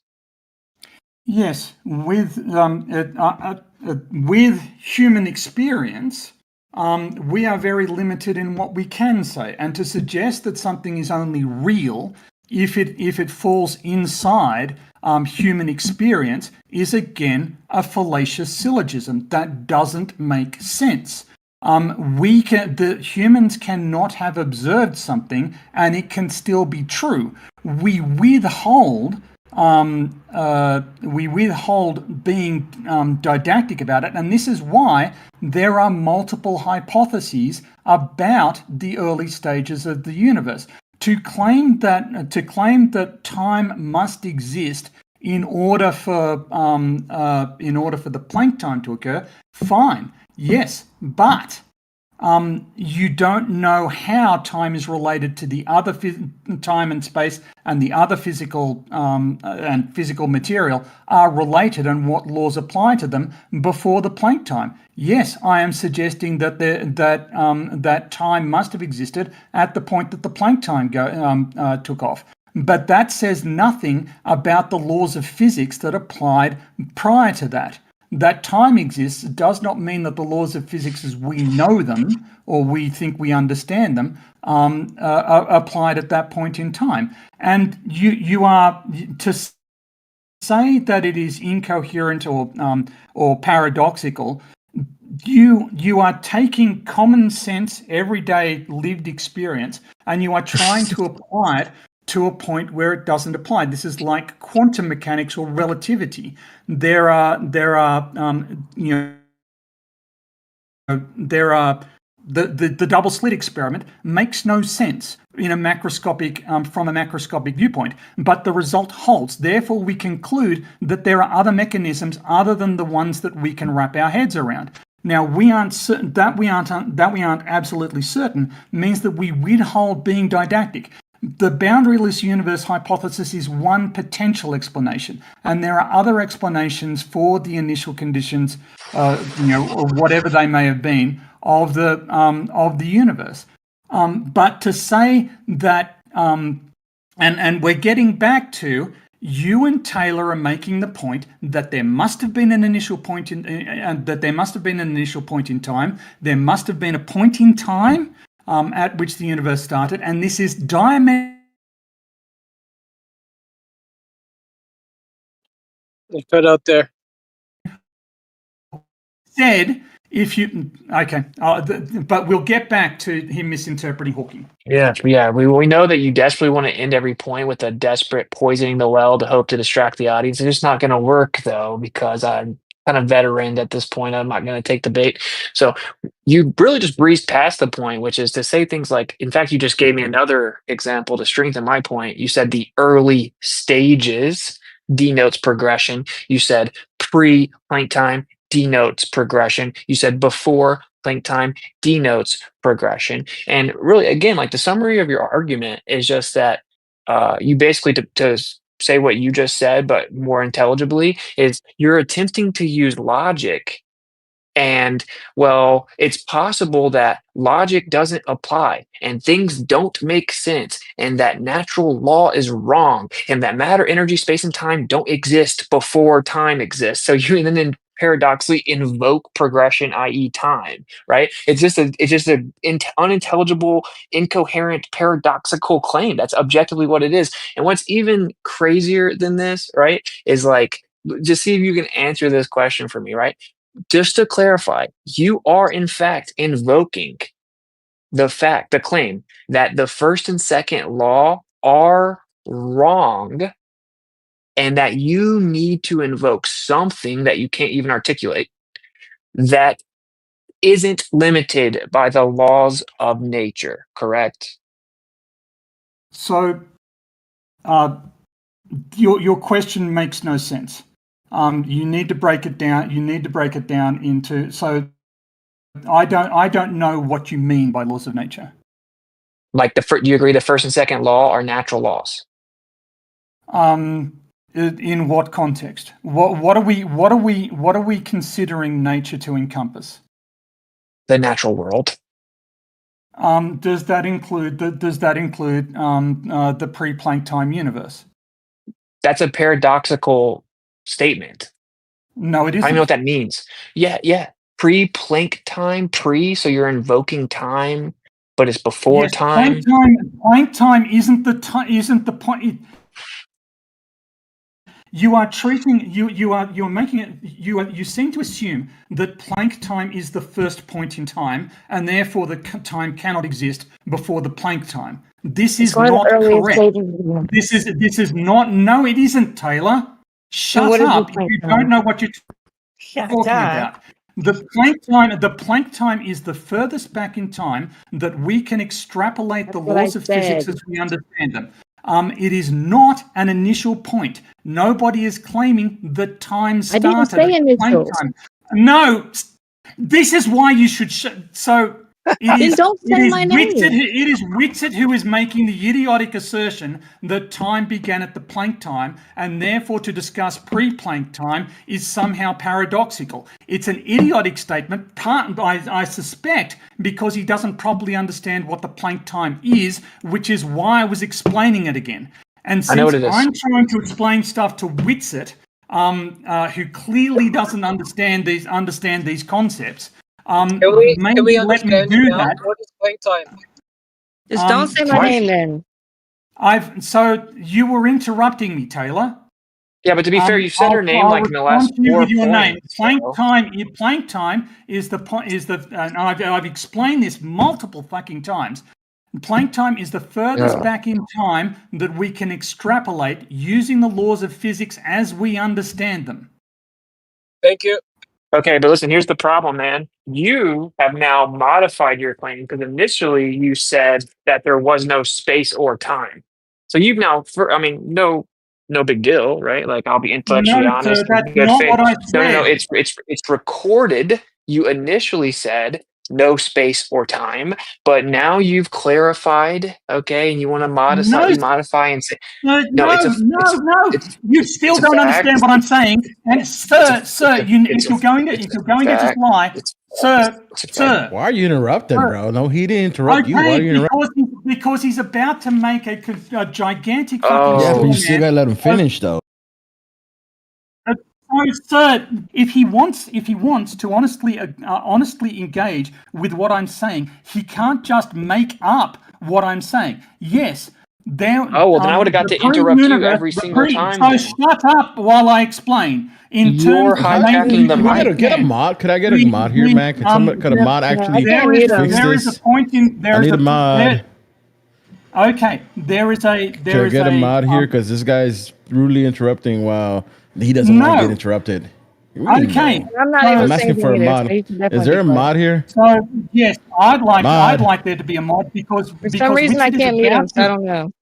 Okay, wait up. Can everyone chill out? Okay, Tony, this is the issue, man. You did just interrupt me, and then you just started assuming. You're so arrogant. You think that if you decided that your point needs to be heard right now, you can just take the mic back. That isn't how it works. Because I'm talking right now, man. I'm talking right now. Every time I listen to you, I feel like you're strawmanning everything I have to say and deflecting. But I have to sit here and show restraint and impulse control and let you finish your point and then dissect it. Okay? So you can do the same thing. That's how conversation works. You did initially say the phrase space and time. I'm trying to say, no big deal, man. Okay, if you're clarifying now and specifying you mean Planck time, fine. It doesn't matter. It doesn't matter because this is the point you're avoiding, which is you're invoking a scenario. You're labeling it pre-Planck time. Sounds good.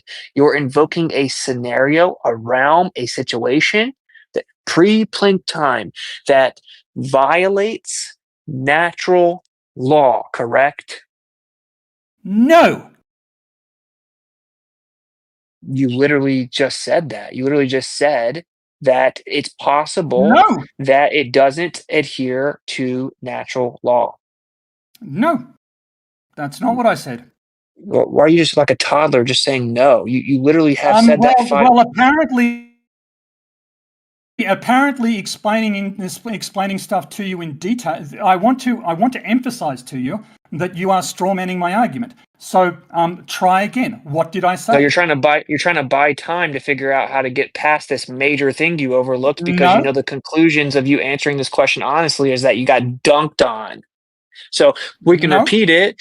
Yet you absolutely have made the same point about 7 times in a row, which is that the first and second law, the laws of thermodynamics, they work locally, they apply locally. You even use the analogy of Newtonian gravity and relativity, and so we can still use it. I'm not suggesting that we throw it out, but they don't seem to be right. And you said that they don't necessarily apply to something pre-Planck time that doesn't have matter and energy. And initially you said space, time, matter, or energy. So if the natural laws don't apply to quote unquote pre-Planck time, this magical realm you can't even articulate intelligibly, then you are invoking an unidentified, unintelligible scenario that violates, doesn't adhere to natural law as we know it.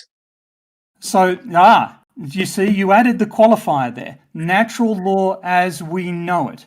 Now, if you'd said that at the beginning, this conversation would have gone a lot smoother.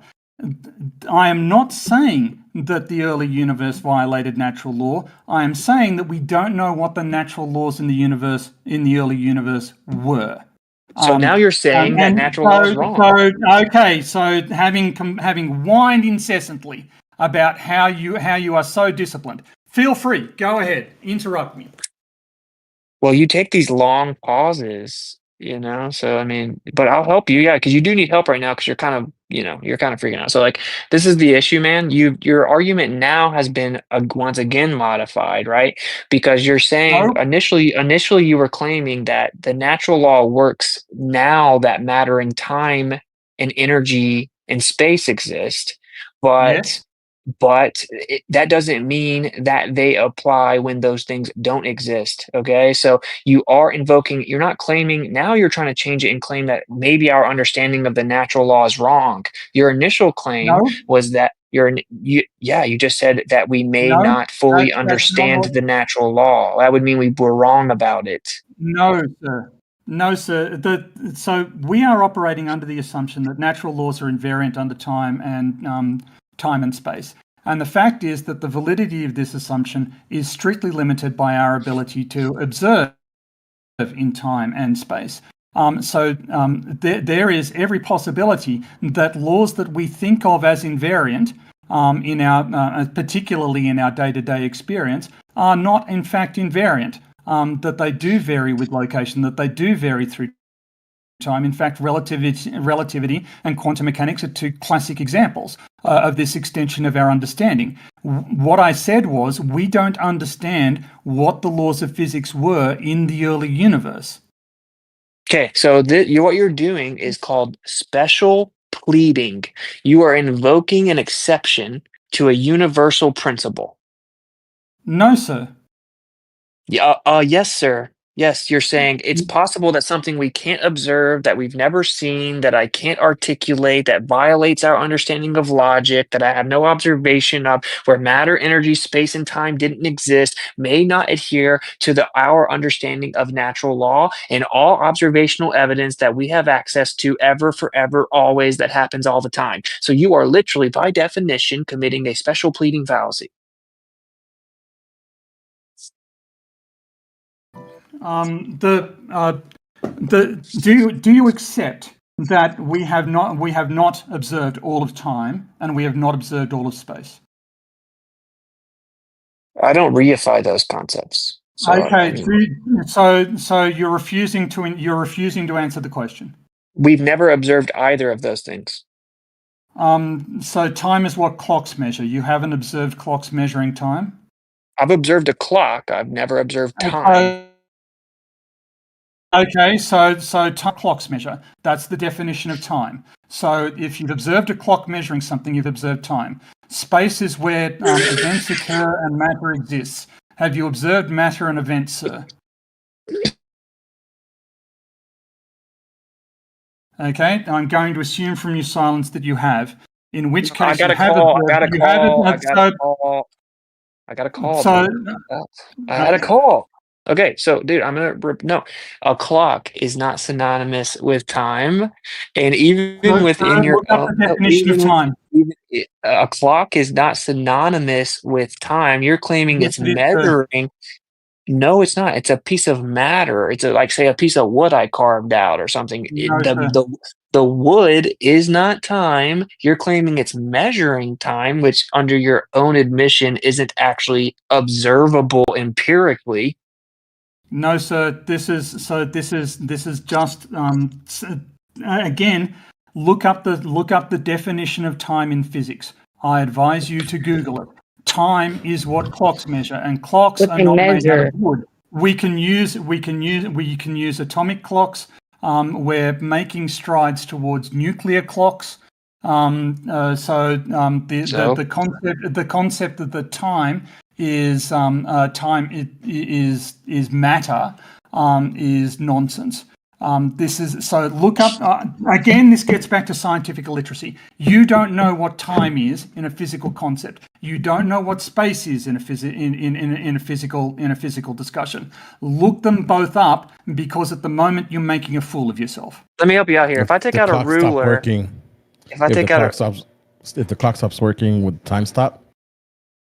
So it's not. It would need, if all clocks stopped working, and that includes everything that can measure time. So for instance, I measure time by the amount of reflections I get off a laser, and that stops. Yes, time's stopped. Okay, so dude, this is the deal, dude. I said observable. It's not empirically observable. Obviously, you know that that's true. Even within your own paradigm, it's not actually observable. You claim that there's actually 4 dimensions, and it's the 4th dimension outside of the 3, and we don't actually empirically observe it.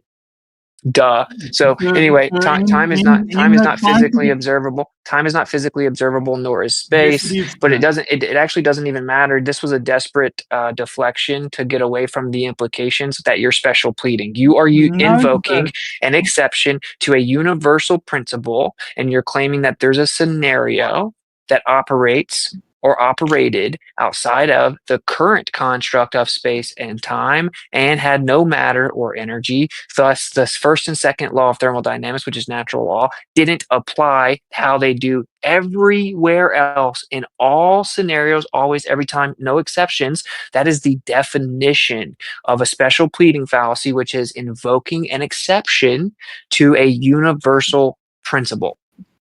So that is one of the most scientifically illiterate things you've ever said. All we know is that the laws of physics, as we understand them, seem to apply in the systems that we have directly observed. We know nothing about systems that we have not yet observed that may well act contrary to this. What you are saying is we've observed part of time and part of the universe, therefore the conclusions we have come from apply to all of time and all of the universe. That is not a valid syllogism. So you're shifting the burden. We can say, all we can say again, and this is you doing what you accuse other people of doing, trying to disrupt the flow of a discussion that is clearly showing your error. You are claiming that these things are universal, apply everywhere and at all times, when we have only observed part of time and part of space. We do not know that they extend universally. That is an assumption on your part, and it is not logically grounded. You have to admit the possibility that that assumption is not true. Okay, so appeal to possibility and appeal to ignorance and a special fleeting fallacy. And the issue for you that you have here, right, is that you know what I'm saying is just objective, right? And you're shifting the burden because you're the one making the claim. You're saying, again, I'll just repeat it. What you're invoking is, and this is everything that you have said objectively, it's all recorded, anyone can go back and listen to it. You're invoking something that, a scenario that, A, completely defies logic. You even tried to give examples of it, right? Which there are easy retorts like the double slit, or just maybe the presuppositions built into your interpretation are incorrect, okay, for the double slit and everything else that you invoked. But you're saying, oh, it just doesn't, it maybe just doesn't make sense. It just doesn't work with our understanding of logic. So you're claiming there's a scenario that it violates the laws of logic as we No, understand. Yeah, you did. You no, said, that's not what I'm yes, saying. yeah, it is. Violates the laws of No, it's logic, not. that it exists outside the contract of space and time as exists here now, and didn't have matter or energy. You can't explain what it would then be, even in theory. It's just unintelligible appeal to possibility, ambiguity, ignorance, and you're claiming a special pleading fallacy because that's the exception to a universal principle, because you're claiming that the natural laws that we have here that always apply in all scenarios ever, with no exceptions at all that you can point to, But what's it? don't No, that's not true apply because there. Believe it or not, you clipping my conclusion is not going to save them. Don't apply there, you think, or maybe they don't. That's special pleading by definition. So now I'm going to ask you the question again. Do you agree that what you are invoking in that scenario would therefore violate natural law? It would violate natural law as we understand them. And this is the thing that you keep on leaving out, because there is a possibility that our understanding is limited. In fact, there is a certainty that our understanding is limited. Similarly, your claim that we never observe violations of conservation of energy is simply wrong. We observe that the universe is expanding. We observe that empty space contains vacuum energy. Therefore, from these two observations, we can tell that the total energy in the universe is not being conserved. We can tell that on cosmic scales, conservation of energy breaks down. So your claim that conservation of energy is a natural law that is never violated is simply false. Your claim that I am claiming that the laws of logic break down, no. What I am claiming is that the axioms change. That the axioms that apply are different from the axioms that apply now. You are trying to take the axioms that we currently have access to based on our observational evidence, and you're trying to apply them to systems where you've got no guarantee that they apply. And this is just sloppy science. It is better to say, I don't know, I'm not certain, when we do not know and we are not certain. You haven't directly observed the beginning of the universe. You don't get to assert that the axioms, that the laws of nature as we understand them presently must have applied then as well. You just invoked the beginning of the universe after, vehemently contending with the beginning to the universe for an hour.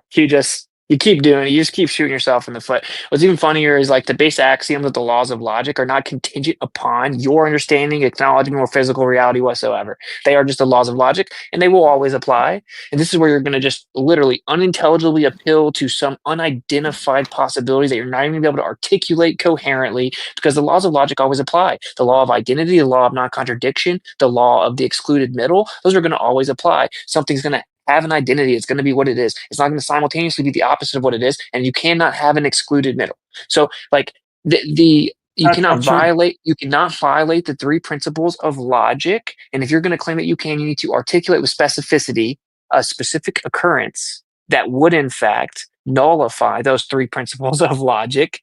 And this is where we are. This is the desperate state of atheism in 2025, that we will go as far as to say that the laws of logic are wrong, that the laws of nature are wrong, that there was a beginning to the universe, but not a beginning to the universe, and that What has to do with that it didn't atheism? have matter, energy, space, or time, because that's what he's doing. Because there wasn't matter, energy, space, nor time, right? And I can't tell you what else there would be, but it's still possible that would be there. And even though all evidence in the world actually adheres to natural law as we have observed it, there's a possibility that, well, they don't actually apply.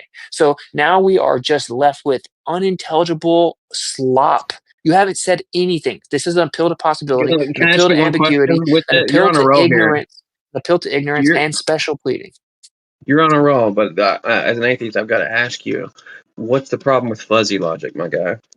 Fuzzy logic. What about it? It's just like the analogy that Gally said, which is like to act like fuzzy logic replaces the laws of logic is similar to What? saying that probability replaces arithmetic. Probability assumes the validity of arithmetic and expands upon it. So fuzzy logic requires the fundamental laws of logic to be true.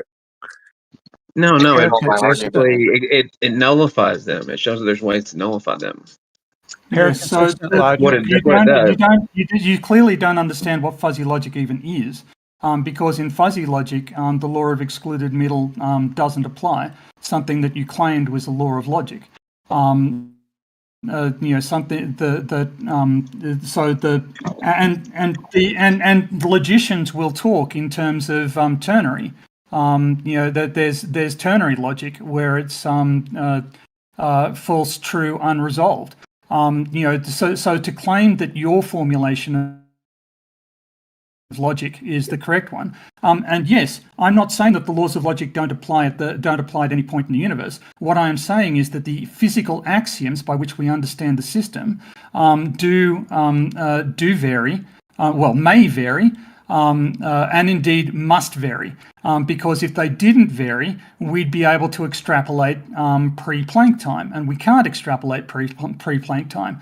Therefore, the laws, our understanding of the laws of nature is incomplete, and you're claiming that it is complete.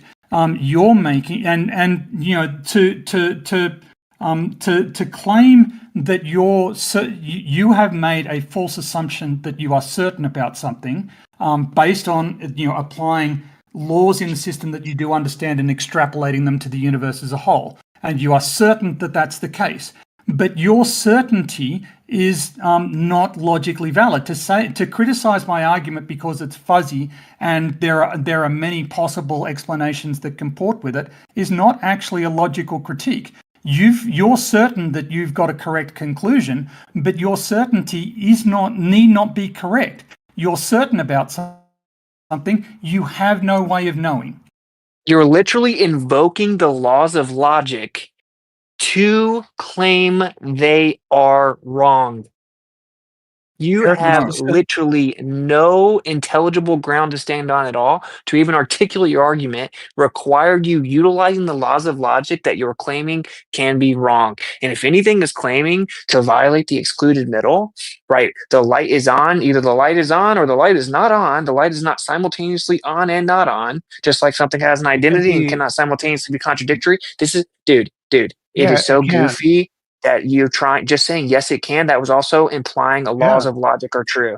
To articulate intelligible sentences are using the law of identity, the law of non-contradiction, and the law of the excluded middle. Yes it is, because yes you just said, dude, hey, Brandon, I will mute you if you think you're just going to start interrupting me.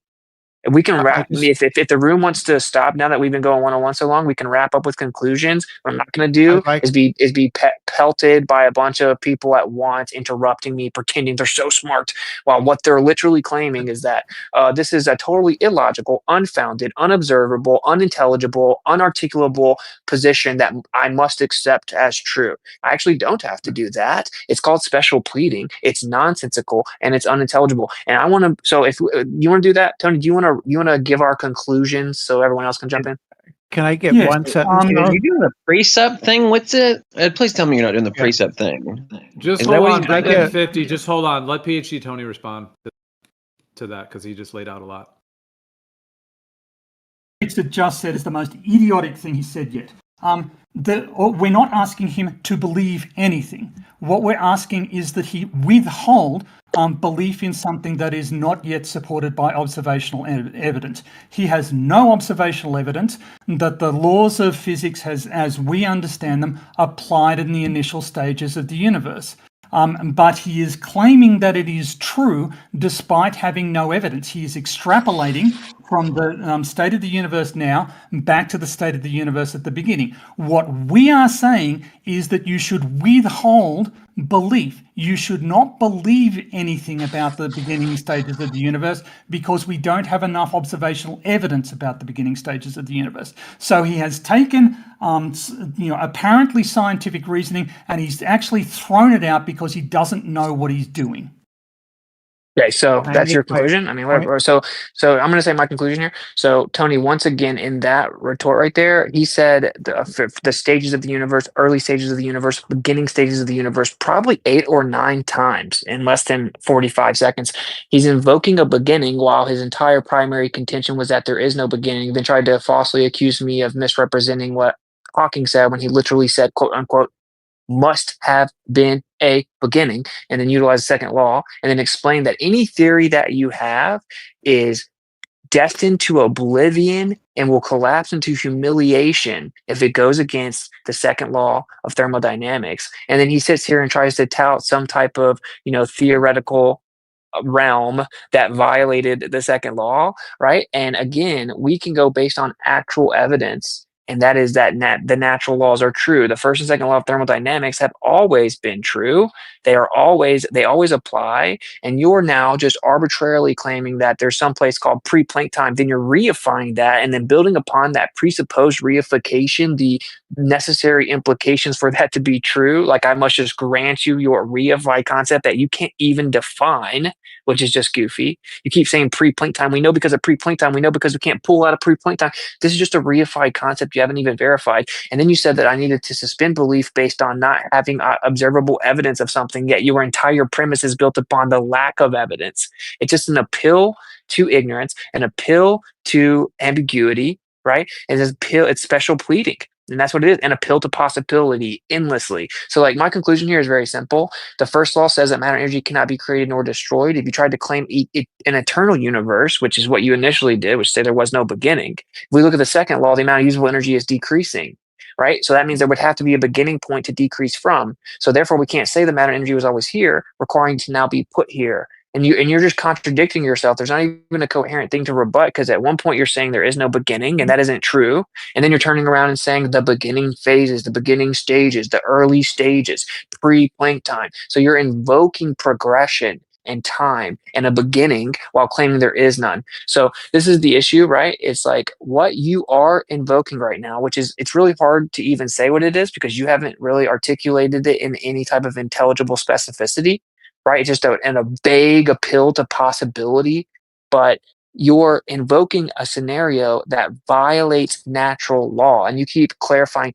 as we know it. Yeah, you mean as all evidence ever has shown us, right? Which means you're invoking an exception to a universal principle, which is special pleading, so that you can then invoke a scenario that violates natural law, which means in order for it to be attributed to a force that violates natural law, it is by definition supernatural. So even within your own unintelligible appeals to possibility, you still got left with the inevitability of invoking a supernatural causal mechanism. So welcome to the fact that there's a creator, a supernatural force that created the matter and energy in the universe is what the necessary implication of your own position. So I'm glad that I can help you see that there is a creator, bro. And you've shown me, cool. just how fatuous and completely illogical your position is. I have demonstrated time and again. No, I want to make one factual point. I have demonstrated that several times, because there is vacuum energy in space and because the universe is expanding, the conservation of energy is not is not a universal law. It does not apply to the universe. And Witsit keeps on coming back and just ignoring the fact that he has observably been shown to be incorrect in asserting that this is something that applies to the universe. And he keeps on just lying about the first law of thermodynamics being a law that applies universally. He's been shown that that isn't true. He does not deny that there is vacuum energy. He does not deny that the evidence we have shows us that the universe is expanding, but he keeps on ignoring it, and then he returns to it later on as though it's a slam dunk for him. So, having been shown that something that he regards as a natural law is not in fact universally true, he persists in saying that all things that humans have observed are universally true. It's just fatuous. But can I address that point real fast, because I never did, right? The vacuum energy thing, right? You were saying that the natural laws are accurate and do apply properly on the local scale, which, by the way, drum roll please, vacuum energy exists on the local scale. Oh, dun dun dun. So you contradicted yourself again. But vacuum energy, it doesn't violate the first law anyway, which is that matter and energy cannot be created nor destroyed, but it can be transferred. So you're making the assumption that when we actually observe the fact that the vacuum still has energy in it, that it's being created, which is just a completely baseless claim and makes no sense and violates natural law. It's simply being transferred or now becoming observable or accessible, and that doesn't help your point at all. So you contradicted now the implications of your own claim is that the natural law doesn't even work on the local scale, right? So that's a completely invalid syllogism. Yes, vacuum energy is detectable local. The expansion of the universe is not detectably locally. It's the expansion of the universe. The universe is creating more space, which contains vacuum energy. So it's the expansion of the universe argument.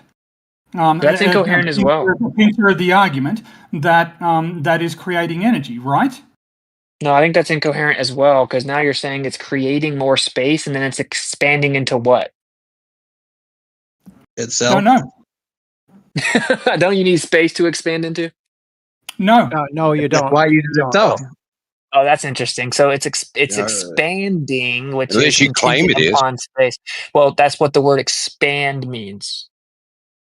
Yeah, there are mathematical objects that allow for it. So yeah, Witsit, you clearly don't. You just don't understand the. And this is why tangent. If you've read any.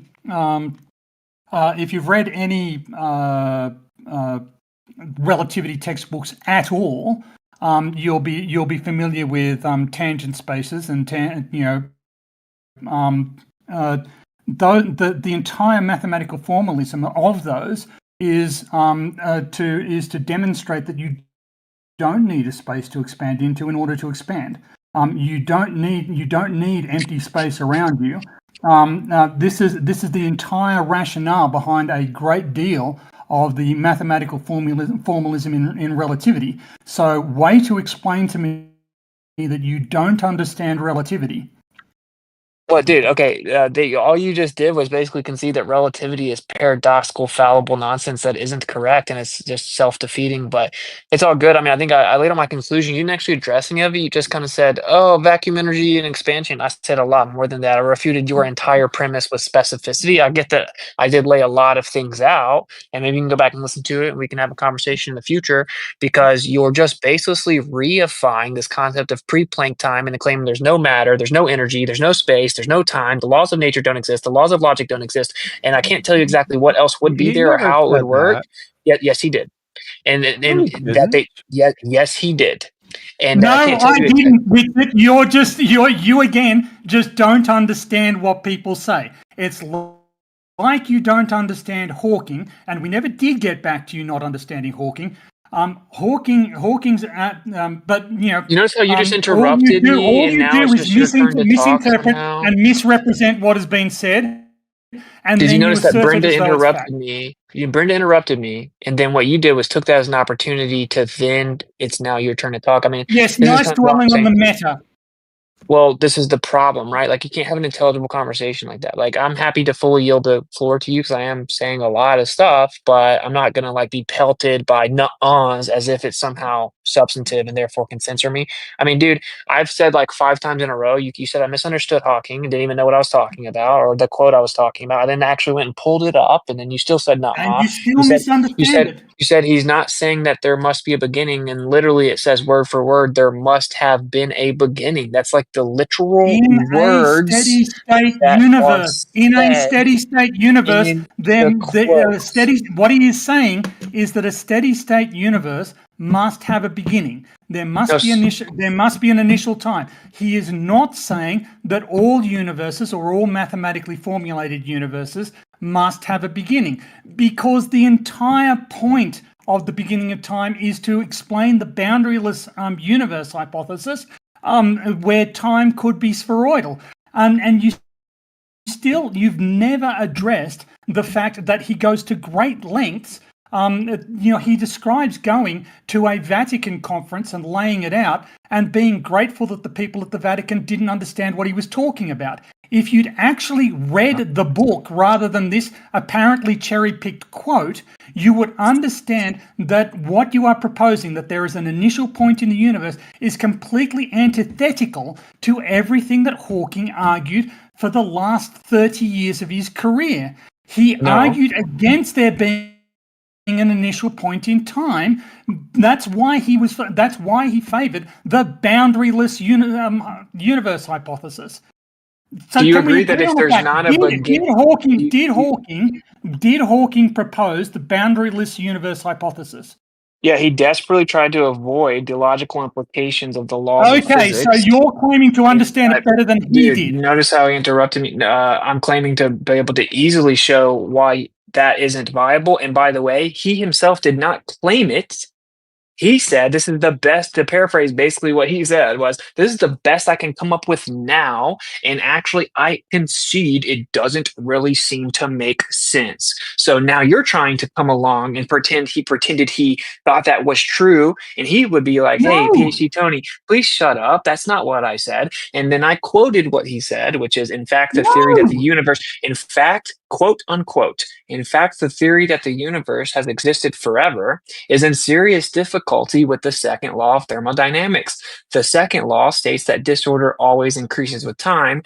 Like the argument about human progress, it indicates that there must have been a beginning. He actually invokes Arthur Eddington's quote about the second law, which is, if your theory is found to be against the second law of thermodynamics, I can give you no hope. There is nothing for your theory but to collapse in the deepest humiliation. So PhDTony, your theory that you haven't even been able to intelligibly articulate has no chance but to do anything other than collapse into the deepest humiliation. And I concur. And I would like for you to concede. Nice cherry picking. You've gone on for about 5 minutes, so let's address this. So what you're saying, and you're trying to get as much distance between you and your initial point as possible, I notice. What you're saying is that you better understand what Hawking did for the past 30 years, for the last 30 years of his career, and that it is easily, trivially falsifiable. This is a delusional degree of self-confidence, and nor did I ever say that you have to accept that the boundaryless universe hypothesis is true, because plenty of physicists don't, because there are plenty of alternative hypotheses, because there's not much observable data to go on. Or what I can say is that he definitely diametrically disagreed with your claim, and your claim, all that he said, and you've quoted him out of context here, is that the universe must have been of finite age. But that doesn't mean that time is finite, and it doesn't mean that time had a beginning. It doesn't mean that there was an initial point. All he's saying is that from the second law of thermodynamics, we can tell that the universe has not existed in this state for an infinite amount of time. Fine. That's entirely true. It must only have been finite. But he spends a lot of time explaining that something can be finite without having a beginning or an end, right? Without having a boundary. That's the entire hypothesis of the boundaryless. That's Hawking's. I'm quoting Hawking directly. But do you acknowledge it's a paradox? No, it isn't. A sphere does not have a beginning or an end. You can walk on it endlessly. You can No, walk, but it does have an end. You can walk forever around a sphere. Okay. Can you walk forever from the middle outwards? But you're not on. You can't get to the middle. You're on the sphere. You are trapped on the sphere. You can walk from one point. You'll never find the end of the sphere. You'll never find the beginning of the sphere. So if you are on the surface and you are trapped in the surface with no way out of the surface, you don't have to have a beginning or an end. Okay, but to say a sphere is boundaryless, you clearly haven't read any of Hawking's work, because if you had, you'd understand that this was the argument that he was making his entire time. Okay, listen, dude, I have read his work, okay? And I'm not claiming to have read all of his work or to have done all that. I have read quite a bit of Stephen Hawking, actually. And I love to quote him, actually. He said, "There is no God." And then God said, "There is no Stephen Hawking." And he died, not being able to speak coherently. And, it's all good. Like, I am actually invoking him only because he articulates my argument decently well. And normally with people like you put so much weight on what the people in the science lab could say that it just helps to expedite the conversation. But what you're not acknowledging, dude, is that you are, so if we zoom out, you are claiming there's a scenario that, and this is what you initially said verbatim, that just because the second law applies here doesn't mean that it applies where there is no matter or energy. That's literally what you said. And then I said, what? Okay, then what else would there be? And you said, I don't know. And I said, oh, okay. So like nothingness? No, just because I say I don't know, that means nothing. No, you can't even articulate what else it is, which means you have yet to even reach the bar of making an intelligible claim that needs to be refuted. Do you know? Your claim, I don't need to in order to falsify your claim. Your claim is that time had a beginning and that the laws of physics apply universally and apply to that beginning, and that I can logically apply them to the beginning of the universe in order to make an argument about it being created. That is not valid. You don't have enough observational evidence about the state of the early universe to know that the laws of nature as you understand them applied then. You are extrapolating from an area where you do have data to an area where you don't have data. And as any scientist will know, extrapolate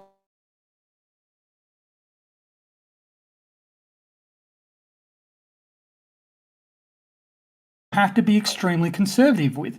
And you don't, and the fact that, and you are much better advised from a scientific perspective saying we don't know, rather than saying, well, let's pretend that this is true and then draw conclusions from that. You don't know that that was true. You've got no observational evidence that it was true. So refrain from making statements about the early universe. Yeah, so you didn't actually address what I said. What you're attempting to do is shift the burden of proof, right? Because you're claiming that there could be something that has no matter, energy, space, or time, that the laws of logic as we understand them don't apply, the laws of nature as we understand them don't apply. And then when I ask you to articulate, wait, if that stuff's not there, can you tell me what is there? And you're saying, I don't know. And I'm challenging or denying the assertion that you're making, and then you're shifting the burden as if I now need to prove something. I don't need to prove anything, right? Because I'm not making such a ridiculous asinine claim. But even if I were to grant it to you, just because I think I've buried that substantially, and it's been about 5 consecutive times that you haven't actually rebutted it with specificity, because you can't, because you appeal to ignorance, you appeal to possibility, and you do special pleading. Even if I granted you this possibility, best case scenario, what you're saying is, okay, if there was a force attributed, or if there was a causal mechanism attributed to a force not limited by the laws of nature, i.e. the definition of supernatural, and it was external to a beginning of the universe and then created the energy and matter here, that would be a sufficient explanation It would be viable and would sufficiently explain how all the matter and energy got here. Just that doesn't mean it's necessarily true, right? And that the alternative is that something I can't even conceive of, I have no evidence of, that wouldn't adhere to the current understanding of logic as we know it, that would violate the current understanding of natural law, but still somehow be natural, but not have matter or energy, which is all that we know to exist in the natural world, could have happened. Yes. So Okay. you're claiming that it must be God. Let's boil this down for the benefit of the universe, because for the audience, because you're talking around it. You're saying that it must be God. I'm saying that I don't even know that it's an entity.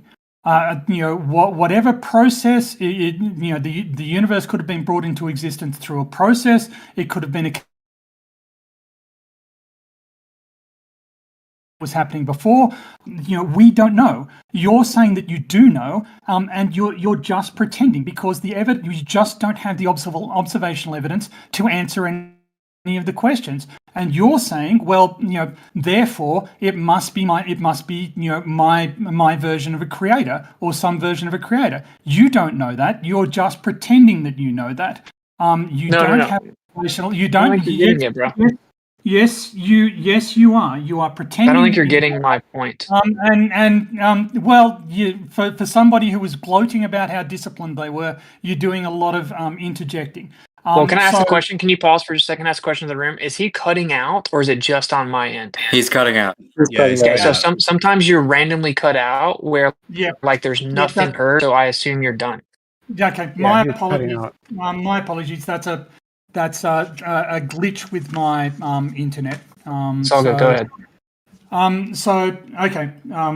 that you're quite right. That does create opportunities for you to think that I finished. Sorry. It's all good. Look, and I'm not. And the thing is, I can't tell you that there isn't a God and that God didn't create the universe. I don't know. All I can say is that I think that there's been a bias in this conversation that I'm saying that I know for a fact that God didn't create the universe. I don't know that. I can't know that. It's a possibility. And anyone who says that it isn't, I don't think is being intellectually honest, because we just don't have the evidence to affirm that didn't happen. All I'm saying is that we don't have the evidence to affirm that it definitely did happen that way. Yeah, and this is where we do disagree on that last part, right?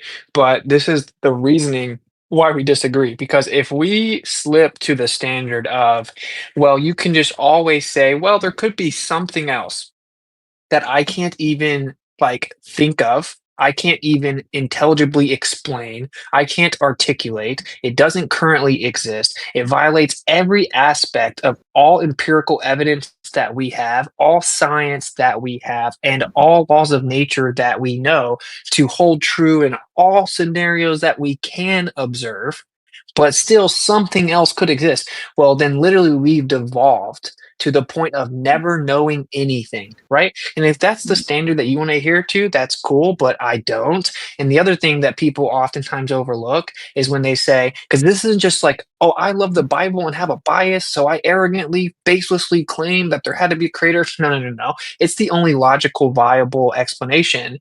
And that's what I'm arguing for. And that's because what people skip over is they think that when they say they're agnostic, which is to say, I don't know if there's a creator, I'm currently unconvinced, I don't see evidence that there is one, I don't think there has to be one, right? What they're actually saying is a claim. They think that they don't have the burden, that they're taking the intellectually honest position of saying, I don't know, but it actually intrinsically makes the claim that it is possible that this universe exists and all the matter and energy within it exists without a supernatural creator, right? So it is making that claim that it is possible for it to exist. In order to substantiate that claim, you cannot just reiterate that it's possible, and that's just dogmatism. You would have to actually articulate how it's possible logically and support it with evidence. That's how debate works. But that's not what we've gotten here today at all. We're just getting the So reality repetitive isn't a debate. assertion it's possible. The nature of reality is not a debate. Scientific progress is not a debate. And you're mischaracterizing the discussion. Again, you are extrapolating from regions of space and time that we have properly investigated in great detail, and you're trying to apply those findings to points in time and space where they may not apply. You don't know that they're applying. Again, extrapolation is one of the most dangerous things that you can do in science, and it needs to be done with great caution. And sure, you can do it if you prefer. You've got a utilitarian argument that you prefer an answer that may be wrong rather than an answer that rather than I don't know. Okay, if you prefer that, that's fine. It's just not scientific, and for you to claim that it is intellectually dishonest. Yeah, it's permissible for us to look at an atomic clock, extrapolate relativity, and apply it to the 46 billion light year away, quote unquote, observations that we make in space. So it's just a complete and total double standard, right? And we won't even get into how you could obviously falsify relativity. It's stupid and paradoxical.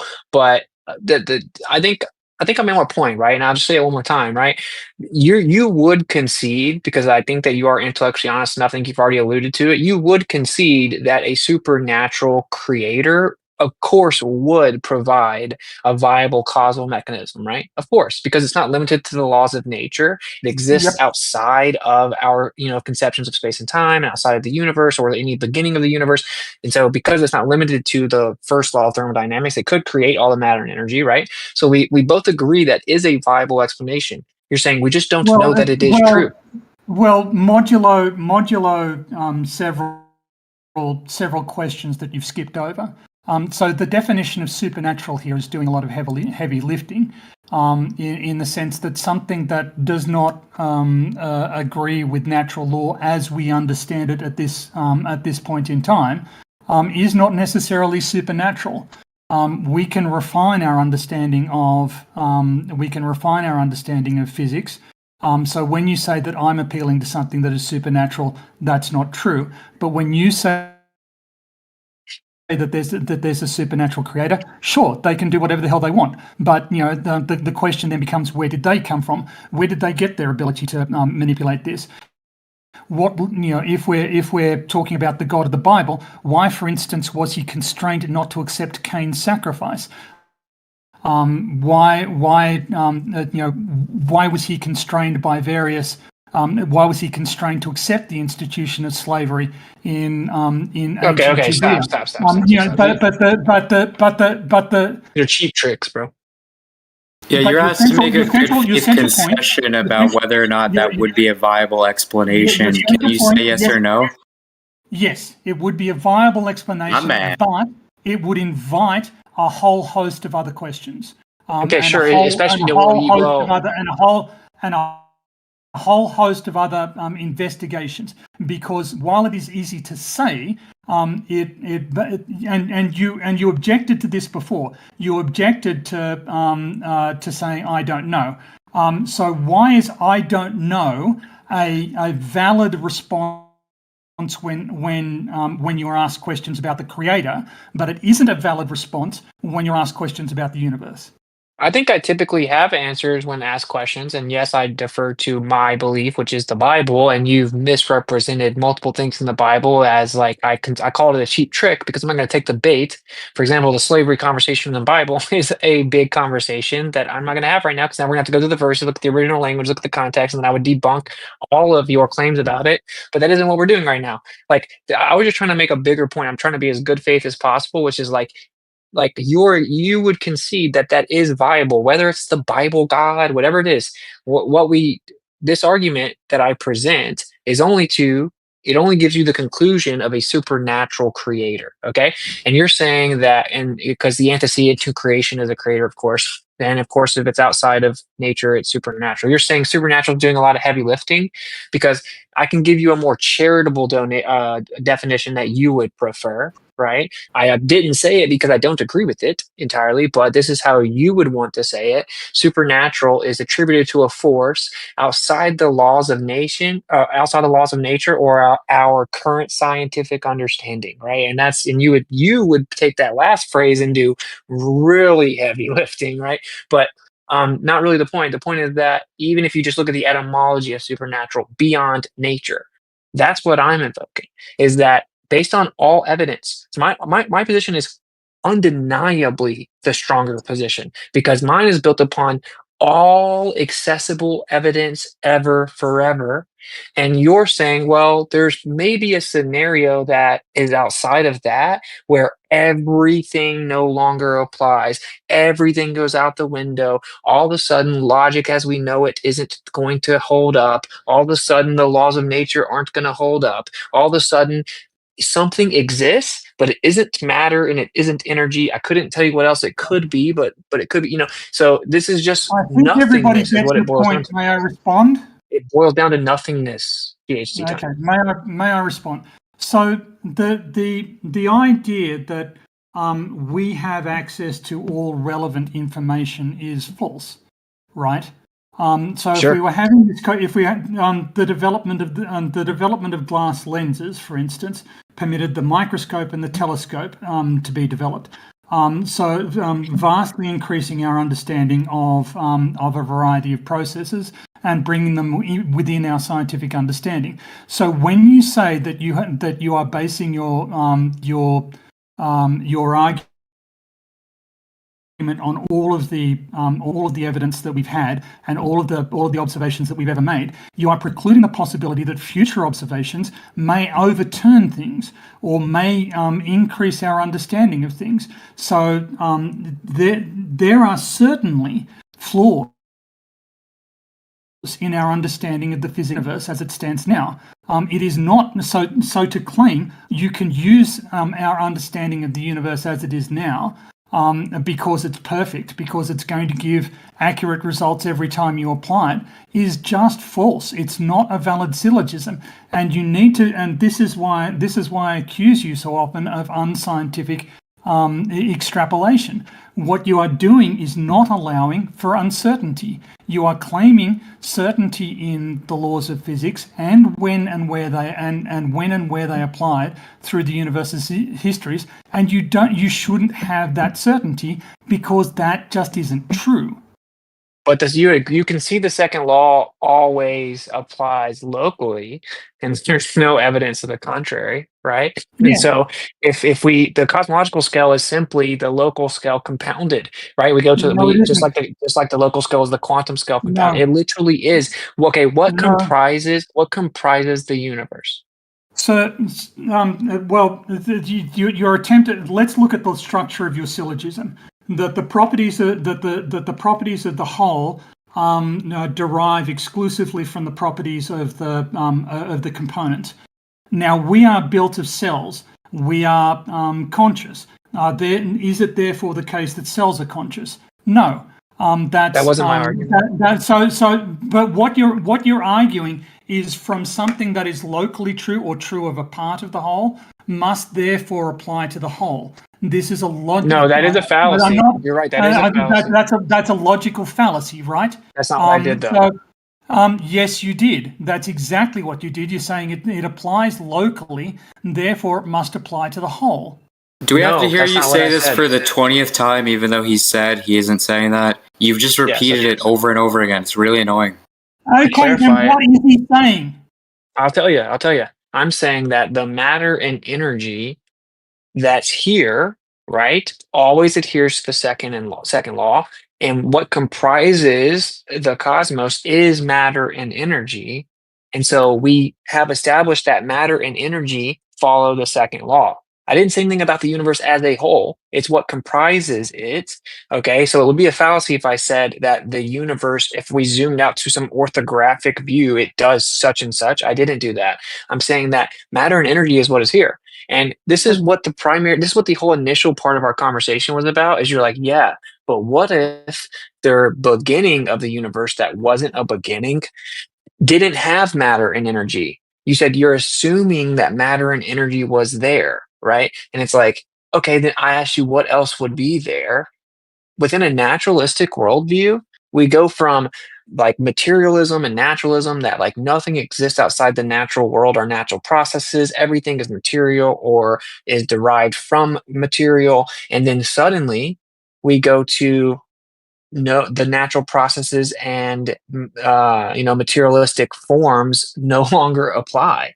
So we've thrown it all in the trash. And I guess this is the question genuinely want to know here, right? It's like, really simply, we can boil this all down, right? Like, you agree that what you're relying on is that the second law of thermodynamics is wrong. No. Define wrong. What I am saying is that the second law of thermodynamics applies to all of the systems that we've observed. I'm not asserting that it applies to systems that I haven't yet observed. But you agree the second law claims to apply to the entire natural world. It's a natural law. Yes, You just said it doesn't, Witsit. But it it can claim all it wants. So then you're saying it's wrong. Until we have observed all of the universe, we don't know that. I understand your point, but my point is that you're saying that it's wrong, or it can be wrong. You mean to rephrase it? That's the most charitable way I can say it. I'm saying that I don't know that it applies universally. Okay, if you say you don't know, all I'm saying stop. is, so allow me to clarify. Yes, the second law of thermodynamics applies to all systems that we have so far observed. Does that mean that it applies to the beginning of the universe? Don't know. Okay. Does that mean that it applies everywhere in the universe? Don't know. I get Does that. that mean that it will apply at the end of the universe? Don't know. I understand. It's similar to agnosticism in general, in terms of, it's the same thing. It's just an agnostic position. I understand it. My point is, and this is always overlooked, is an agnostic position does carry a burden of proof. If you're saying you don't know, yeah, it does, because it is intrinsically making the claim that it's possible it doesn't apply.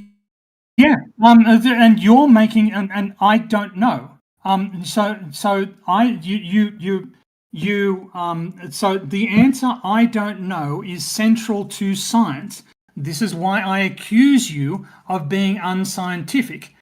Because if you were scientific, you would be perfectly comfortable saying I don't know, and I'm not going to speculate. Dude, PhDTony, can we be honest here? I'm far more comfortable saying I don't know than you. I say I don't know the true nature of Earth. Okay, I say I don't know the true nature of the universe whatsoever. Right? I say I don't know all the time. It has nothing to do with the lack of conformality with the words I don't know. It's about the objectively wrong sentiment that taking an agnostic position is void of a burden of proof, because it does have the burden of proof to verify or substantiate the claimed possibility. Even if you're not claiming that even if you're not claiming that it is definitively true, what you're claiming is that it's possible that it's true. You need to substantiate that it's possible. No, it's I don't need, you're just mischaracterizing intellectual discourse. I don't need you can claim that that's what I need to do. I reject your claim. For instance, if you're going to, and you need to accept that what seems to make sense to you, that seems like ironclad logic to you, doesn't make sense to everybody else. In fact, as a flat earther, I encourage you to become comfortable with that sentiment. But the I don't know doesn't carry any burden of proof. Can you still man why I said it does? I don't know is not a statement about the external world. Can you still man why I said I don't know is a statement about me. Can you still man why I said, and you didn't just say I don't know, you literally said that it's possible that it exists, and you went into why you thought that. But this is what I'm asking you, right? Can you still man why I just said what my argument just was, why the agnostic position does in fact hold a burden of proof contrary to popular belief? Like, can you still man why I said it does? You're claiming that one must observationally demonstrate that the thing you are withholding belief from is possible that the thing you're withholding belief from must not exist. But this is the default position. This is the null hypothesis. The null hypothesis is that whatever we observe is explained without invoking new entities. That is the null hypothesis. That is the default position. And your assertion to the contrary, that I must demonstrate observably, I must physically demonstrate that it is possible that that this happened. And indeed, I have physically I have observably demonstrated to you that the law of conservation of energy does not apply to the universe as it is presently understood. Does not apply on a cosmic scale, and yet you went back to it multiple times as though it's true. Your claim here that I must demonstrate that something is physically possible. I must demonstrate that the laws of physics are wrong or have changed in order to justify not knowing that they're not being certain that they're constant. This is absurd. I don't know that there isn't a Tyrannosaurus Rex outside my apartment waiting for me to waiting there to eat me. But I don't need to demonstrate that it is physical plausibility for that. Like you've just I don't agree with your Dude, your plane. Okay, dude. I asked you to still man it, but you straw manned it. I did not say that. And I will say though, it is deliciously ironic to hear like the typical like naturalist globe side proponents talk about how the laws of physics may not be true, which is kind of like the whole like battle cry that you guys typically use to mock us, ironically. But it's all good. But the point is, I asked you to still man me, and I'm not saying this was in bad faith or anything, but you didn't. You straw manned me. I did not say that you have to provide observable, demonstrable evidence. I think you may be imposing the parameters of typical flat Earth discussion with people you talk to onto me, right? But that's not what this is about, because I'm invoking a causal mechanism that isn't observable, right? So that would be ridiculous for me to then say you have to adhere to that standard. That it wasn't the still man of why. Could I try steel manning it just so we can move forward? What do you want? So if the claim, if there's two types of agnosticism, right? There's the passive and active. So if the claim is they believe the evidence is insufficient, that's a claim about the state of evidence. So where's your proof? And then if the claim is the question to it is unknowable, right? That's a universal claim. So how do you know that? You have to justify it. If you don't make either claim, then you're not agnostic. You're just undecided. But as soon as you assert anything about evidence or knowability, you have the burden of proof. Okay, so pretty good, right? Pretty good argument, but let me still man what I'm actually saying. Let me still man what I'm actually saying real fast. Okay, so what I'm saying is, it's similar to the person, like when we're talking about creationism and someone says they're agnostic, they'll typically say a couple of the things Gally said. They'll be like, well, that's an unknowable thing, or I'm not currently convinced based on the evidence, or whatever. But they will quickly defend that it's possible. And the way that they'll do this is they'll just start basically appealing to like nothing. Like they won't actually say anything, right? They'll just say, well, it could be possible. They'll actually just, with dogmatism, just say that over and over and over and over, which is the conclusion that needs to be substantiated. So like very simply put, taking an agnostic position intrinsically makes the claim that the contrary is possible. So you're saying, well, it doesn't have to necessarily require supernatural creator. It's possible that's not the case. It's possible that the laws of logic and matter and energy is not there and da-da-da-da. Okay. So when you say that you don't know, you're implicitly stating that it's possible that something else could be true. So what you now need to do is substantiate the possibility of the physical universe without a supernatural creator. That's what you have Okay, to how do. would I go about you don't. substantiating it? Well, that How hang would- on, that smuggles in No, that's not neutrality either. Then, because you said, like, if you say it's possible God exists, it's still a modal claim.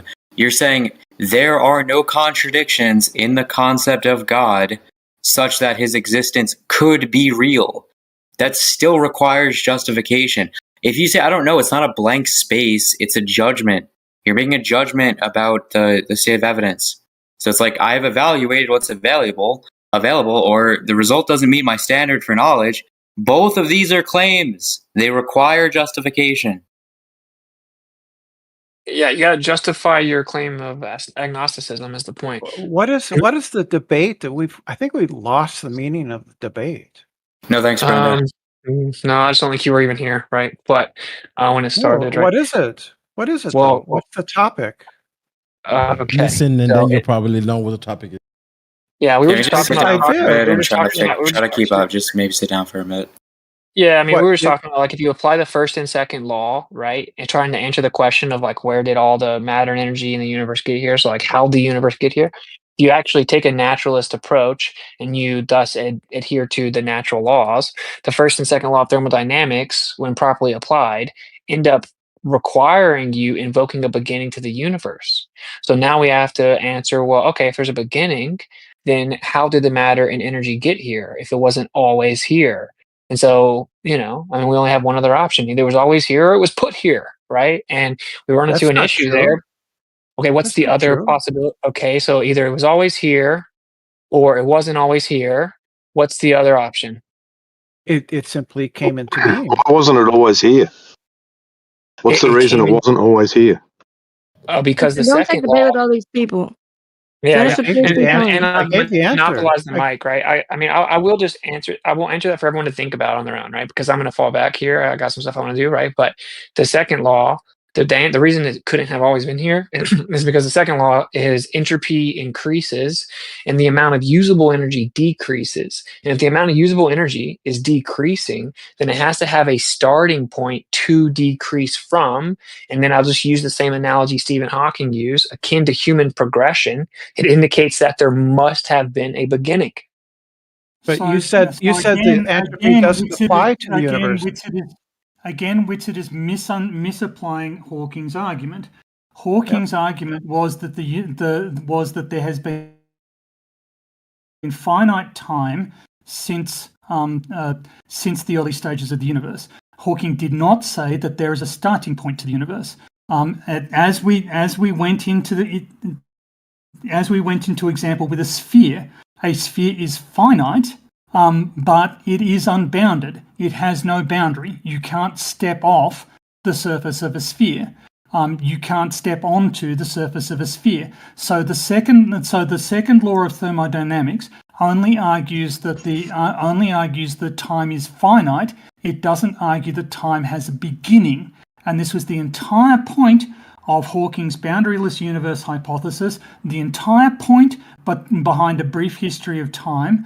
And Witsit persists in misrepresenting it as though Hawking said time has a beginning. He may have misspoken. It's very difficult to, as I have misspoken, I think a few times during this discussion. But the fact that time is finite, You cut out. does not imply at all. Sorry, it doesn't. The fact that the time since the beginning of the universe is finite does not at all imply that there is some point, some initial point, some start. Okay, you said that like a few times, bro. Yes, and you keep on misrepresenting what Hawking said. If you stop doing that, I'll stop feeling compelled to explain to you how you are misinterpreting Hawking. Okay, could I cut in just real quick? Hawking didn't misspeak. He said the role played by time at the beginning of the universe is, I believe, the final key to removing the need for a grand designer and revealing how the universe created itself. Time itself must come to a stop. You can't get to a time before the Big Bang because there was no time before the Big Bang. We have finally found something that does not have a cause because there was no time for a cause to exist in. For me, this means there is no possibility of a creator because there is no time for a creator. So how are you saying that he's misspeaking when he speaks about time like in 5-6 sentences in a row? And then he says, since time itself began at the moment of the Big Bang, it was an event that could not have been caused or created by anyone or anything. So how are you saying that he's misspeaking? Can you repeat that? Were you quoting there, or was that you saying? He's quoting. That's an exact quote. Yeah, Okay, so you're definitely at odds. right. Just clarify, you're at odds with him, right? No, I'm not. So, and it is ironic. I'm trying to save you. It's ironic. No, let me. So I'm responding to what was just said to me. Okay, he just said time has no cause, time has no beginning, right? No, he did not say that. He said time itself began at the moment of the Big Bang. He literally just says like time every has a other beginning. physicist says. Yeah, He says it was an event that could not have been caused or created by anyone or anything. Time itself began at the moment of the Big Bang. Time began at the moment of the Big Bang. Right. Okay. Hawking and Hartle said that the universe. Let's Google it, because apparently you guys don't believe me. Hawking and Hartle said the universe doesn't. It's not about belief. You said maybe Hawking misspoke. Maybe you don't know what Hawking said, PhDTony. Can you concede? Can you please concede that you don't know what Hawking said? Can you please concede that you don't know what Hawking said? And Tony, chill, dude. I've put it